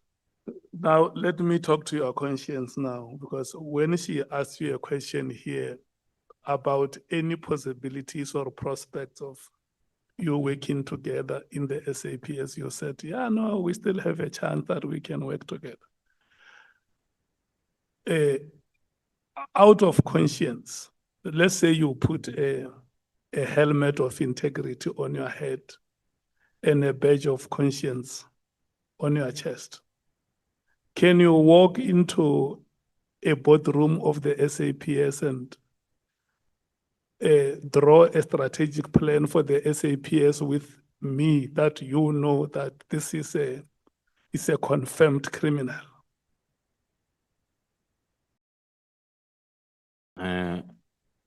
It has been happening like that, Chairperson. I want to know, can you walk conscientiously into that boardroom? Look, the reports are there with the authorities. It might have been you or your predecessor or any other person. You have compiled reports to say, this is what is happening. We have evidence.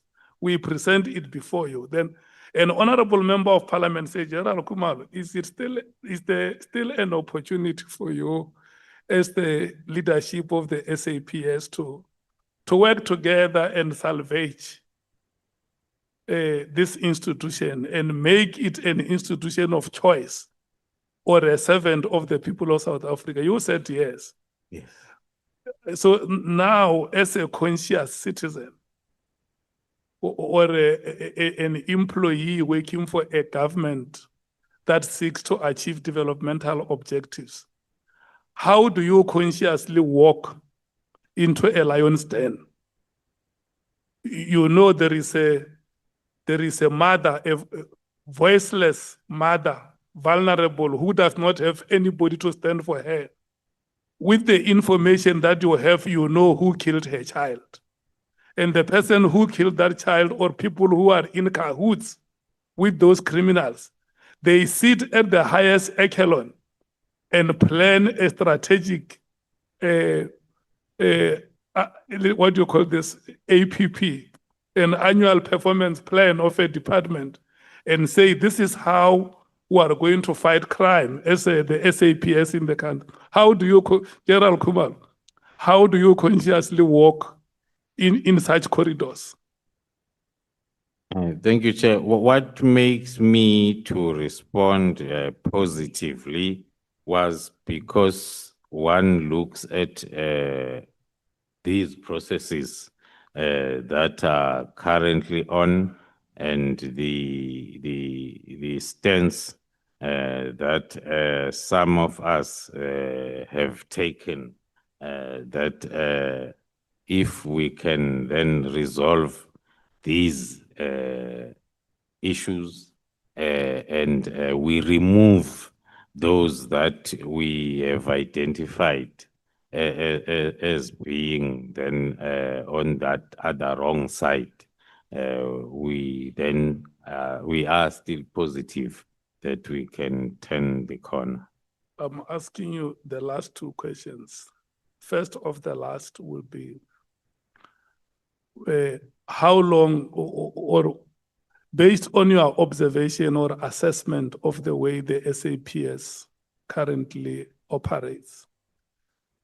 How long, if we were to leave everything to yourselves as the SAPS without any intervention from the executive or parliament, how long would it take for the SAPS to deal with these rogue elements within itself?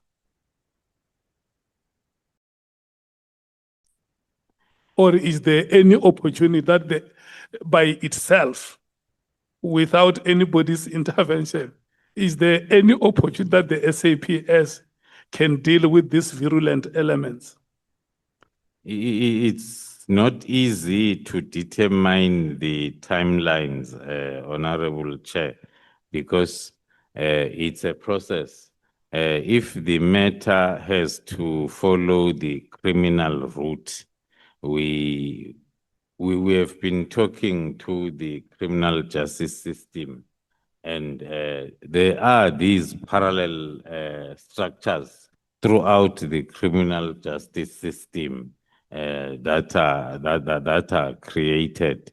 So it won't be easy for one to determine, because it's not about SAPS having all the powers. From the side of using the internal disciplinary procedures, it needs the SAPS top management to prioritize that and work on it. It won't come with the results overnight. As I made an example of our division currently, that is not But that. okay, let me speak like a member of the public who is looking for justice. Is it possible that within the SAPS, the people who killed Babita Deokaran are known?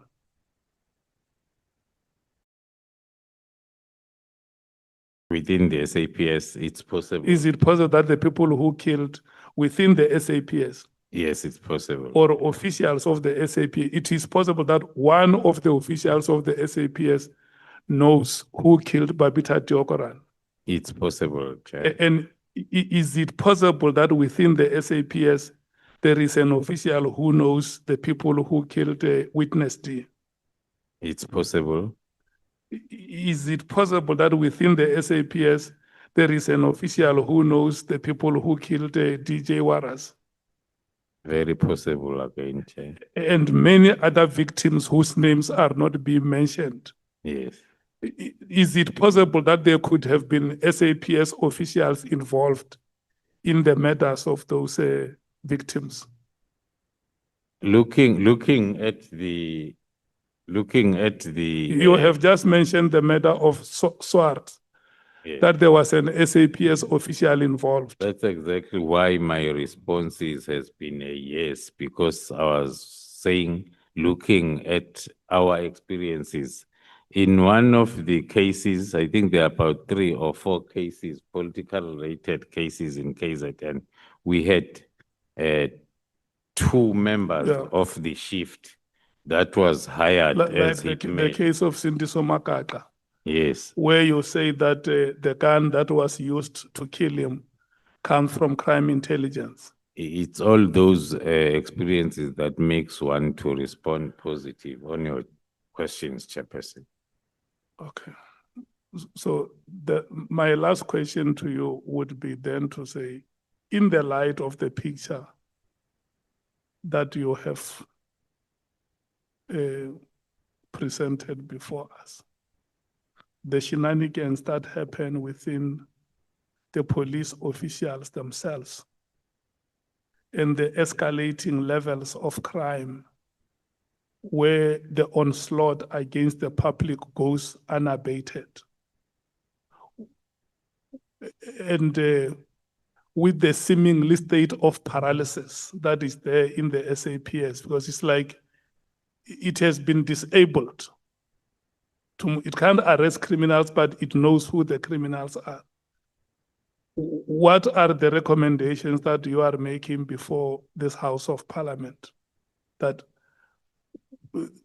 if the following were to be done, we think we can get the SAPS right, whether in terms of legislative interventions, in terms of policy, operational, daily operations, anything.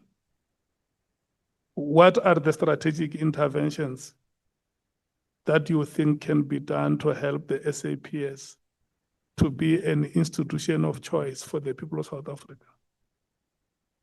Thank you, Chair.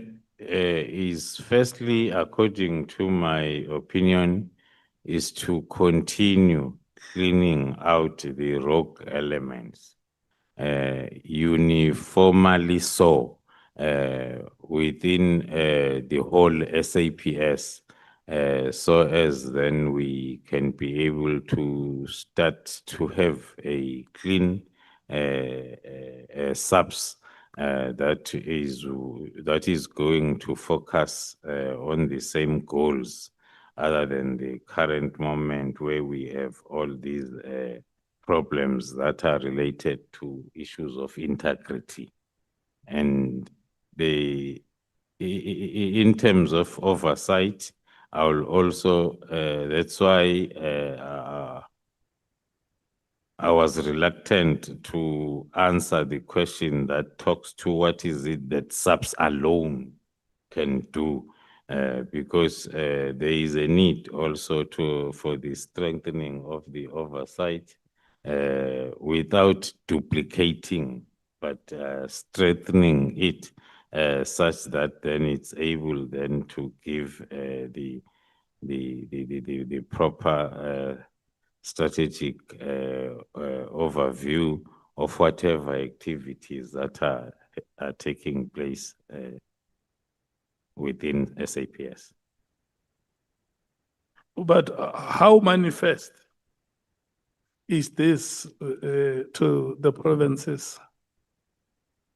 Do you have, what is being depicted here at national level? Does it have manifestations at subnational level?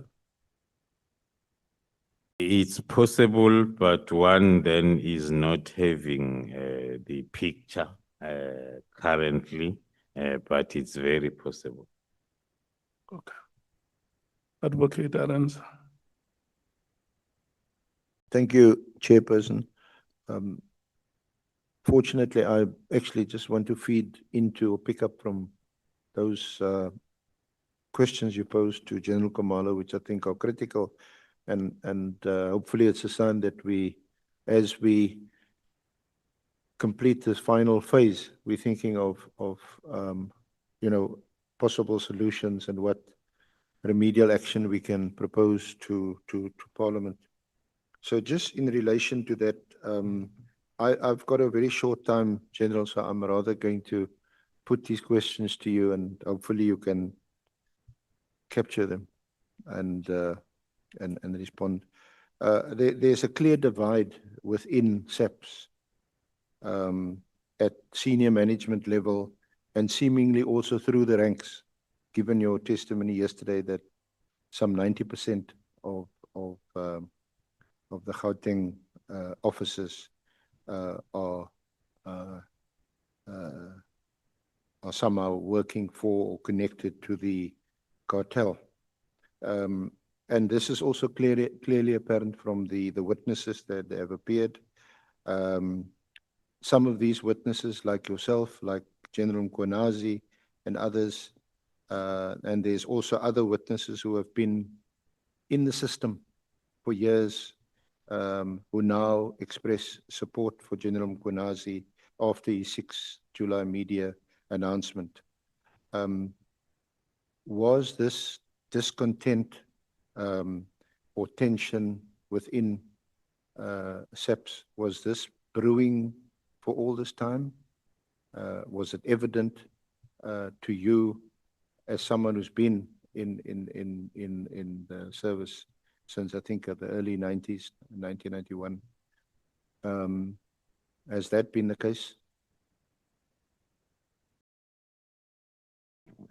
Thank you, Honorable Chair.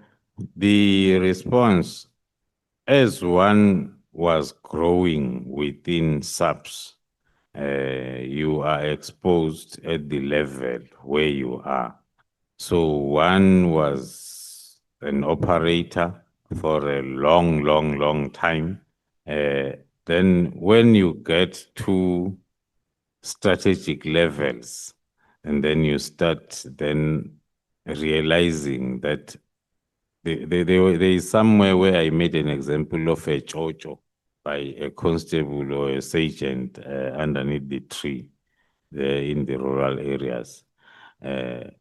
Then you realize then that because as you grow up the ranks, then you get to the levels where you are, you realize that the problem is much bigger than what you knew all along as you were growing up the ranks.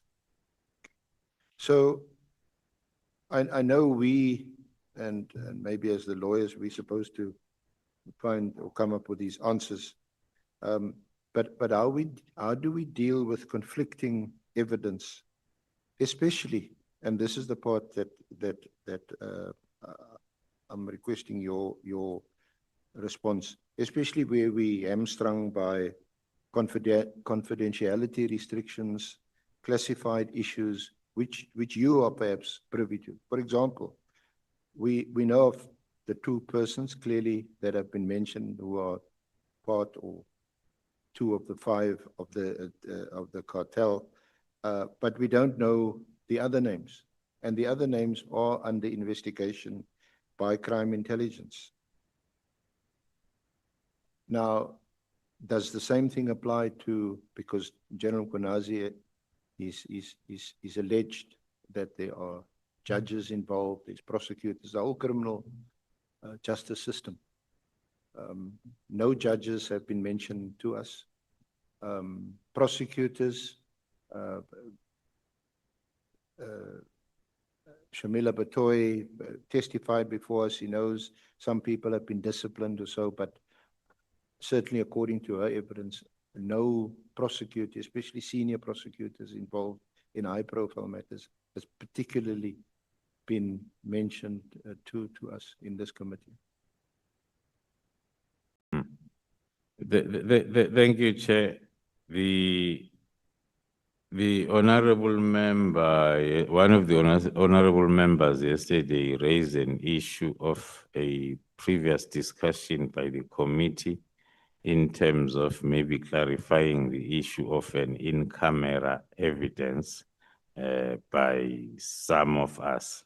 As it's indicated in my affidavit that there is other evidence that one is not legally allowed to share in a public platform. So maybe then it's something that the evidence leader and the committee has to look at. Yeah, we've just recently had a meeting,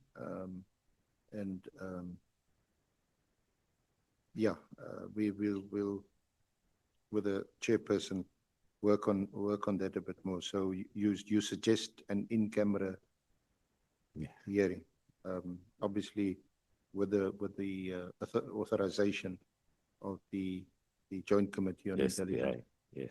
Now, these three are related.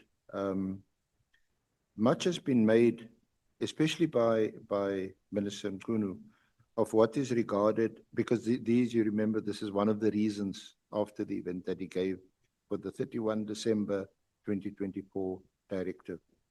Much has been made about what is regarded as the disproportionate amount, hundreds of millions, as you know, spent on PKTT in relation to political killings, especially in KZN, as compared to the unacceptably high daily murder rate, especially in our poor communities. And in this regard, you highlighted the differences between the murder and robbery unit and the PKTT.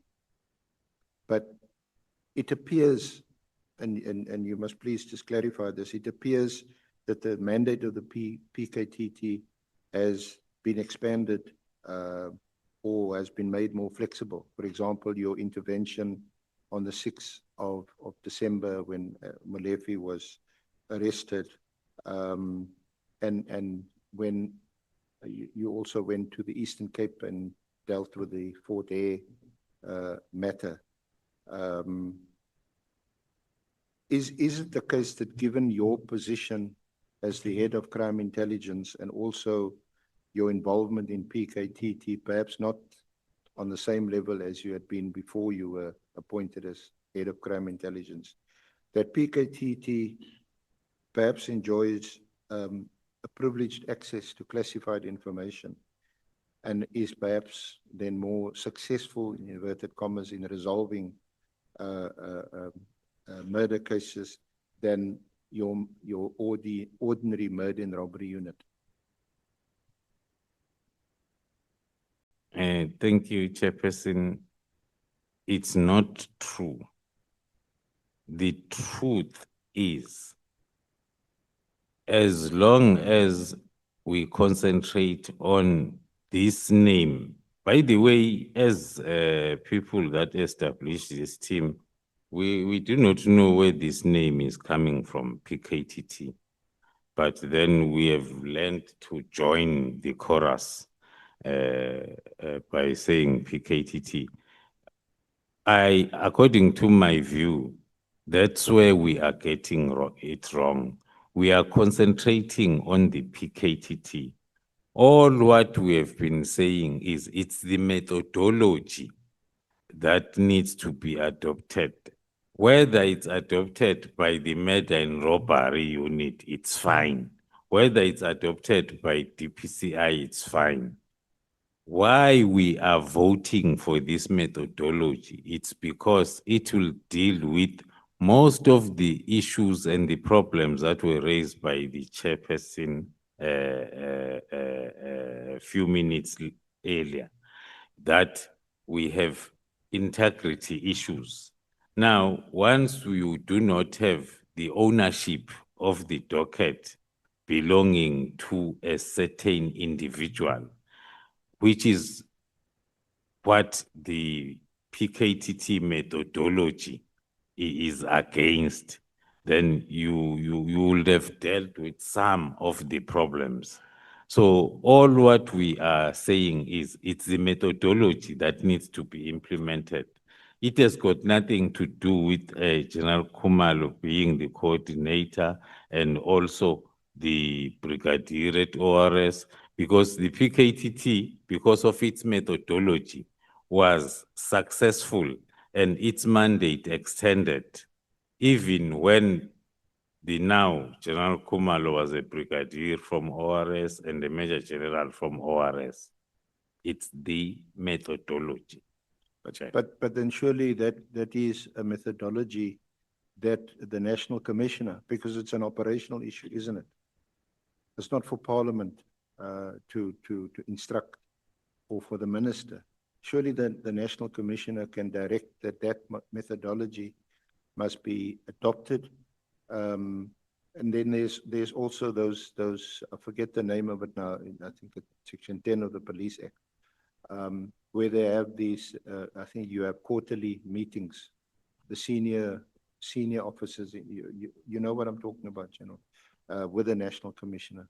And surely there we one of the reasons why you meet is to coordinate your work across the country, across the provinces. Surely that is where it can be discussed, and if it's effective and successful, where it must be applied across the board. As per the example that I cited of a decision that was taken during one of the BOCs, that each province must send plus minus 5 members to PKTT to learn the methodology, which was done, but the problem was with the implementation. It was not implemented. The Ministerial Directive of 31 December 2024 has not been withdrawn as far as I know, as far as we are concerned, all been set aside. We know, for example, that PKTT has not been disbanded. In fact, you have some, I think yesterday you said 600 and odd cases, so it's grown exponentially. But what about, you remember the directive in relation to the border management, and specifically the one where the minister now on leave directed that all posts in crime intelligence be frozen? What has happened with that directive? I think you did say that there are vacancies in crime intelligence which need to be filled. Has this been discussed with the acting minister, Minister Kachalia? The directive has not been discussed with the acting minister in my presence. I'm not aware of any discussions. Yesterday, during my testimony, I referred to the discussions that I've had with the National Commissioner, whereby he indicated that the posts from our environment that were halted will be re-advertised. The task team is continuing with its work, so I'm not sure of the third point then as to what is the impact, because it's more related to visible policing. I'm almost there, Chair. In dealing with the SAPS senior management, do all senior members have security clearance and so have access to classified or confidential information? And I ask this question in the light of what appears to be still differences and tensions within senior management level. Yes. So not all senior management have security clearance, and it's a question that one cannot answer in this fashion of discussion, because one of the senior managers' security clearance might have expired yesterday. Then here I say is having, because security clearance has got timeline. So it's a question that needs to be asked, and then one then goes to the system and provide the accurate, especially if you are under oath, the accurate answer. And to access telecommunications of a person, private person, or an organization, entity, is authorization required from a magistrate or a judge, where you have to submit an affidavit to get that authorization? Yes, in terms of Act 70, then you need the authorization from the judge. So even crime intelligence conducting covert operations have to do this, except that you will go what they call ex parte to a judge or magistrate in chambers, submit the affidavit, and the magistrate or the judge will look at it. No, the intelligence community is afforded a dedicated judge that is dealing with their applications. And that judge is not on your list. Okay, this is the last question. It's actually for you to confirm. I shared with you this morning some documents which were actually privileged or confidential about your arrest, and we know from your statement that you've taken it on review, and from what we've shared this morning, it appears clearly that there were a number of irregularities. And it doesn't seem as if the case, you will succeed, or alternatively, IDEC will withdraw their opposition to your application. It confirms the evidence that I touched upon when I referred to the coincident coincidence of the 6th of December. So everything up to so far, including the information that we discussed this morning, it's still confirming that coincidence. That's the 6th of December is one of our important dates. That was the date when Molepi was arrested. But it's also an affidavit with a signed in Cape Town and commissioned in Pretoria. Something to that effect. That's correct. Thank you very much, General, and thank you for your time and your support and your dedication to the good cause. Thank you so much, Zoleka Odash. Thank you so much for being with us from the first day until today. Andrew Bennett and Jason Felix. Thank you so much, guys. You know, Advocate Mkhwaitsi, when we were at the Kgosi Mampuru during that week, these journalists could not have space just to take photos, you know, because they were overcrowded by people who are not going to be with us. So these journalists have stood the test of time, and I want to thank you so much. And I believe that your supervisors are noticing the work that you are doing. I just felt that I must recognize you and thank you for the work that you are doing for your respective institutions, but also keeping the people of South Africa informed. Advocate Arendse and your team, Advocate Norman Arendse, Advocate Maria Mkhwaitsi, and Advocate Bongiwe Mkhize. We also want to thank you for the sterling work. We are going for a very busy week next week with Mr. McBride coming here on Tuesday and Wednesday, and Mr. Julius Mkhwana is coming on Thursday and Friday. We just want to thank you so much for that. Honorable members, thank you so much for your commitment and your contribution in the work of the committee. General Khumalo and your support team, we want to thank you so much for spending the last 2 days with us.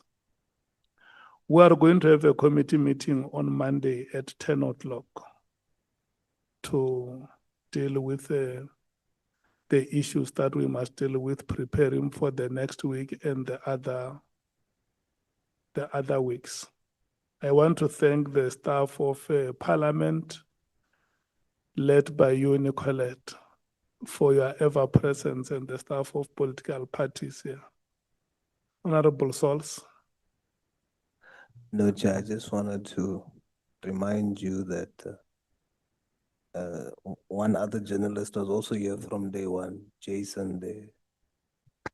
Who is that one? Jason Felix. He's from day one. No. I recognized him. Yeah, and I read the name. I was looking right at in his eyes when I read the name. He can confirm that I read his name. They will always be here. We must give them the title of Honorable. Say Honorable Zoleka, Honorable Bennett, Honorable Jason. It sounds good, eh? Honorable Skosan. Yeah, thank you, Chair, for acknowledging them. But those who were mentioned here day before yesterday who are not here, I think we must call them as well, Chair. Thank you. Who are those that were mentioned? Those ones, your Maria Tam, or Peter Tutoy, or whatever, those ones who are. Yeah, thank you. I am mentioning these ones because these are the faces that I see here every day. And, you know, let me tell you something that is very encouraging.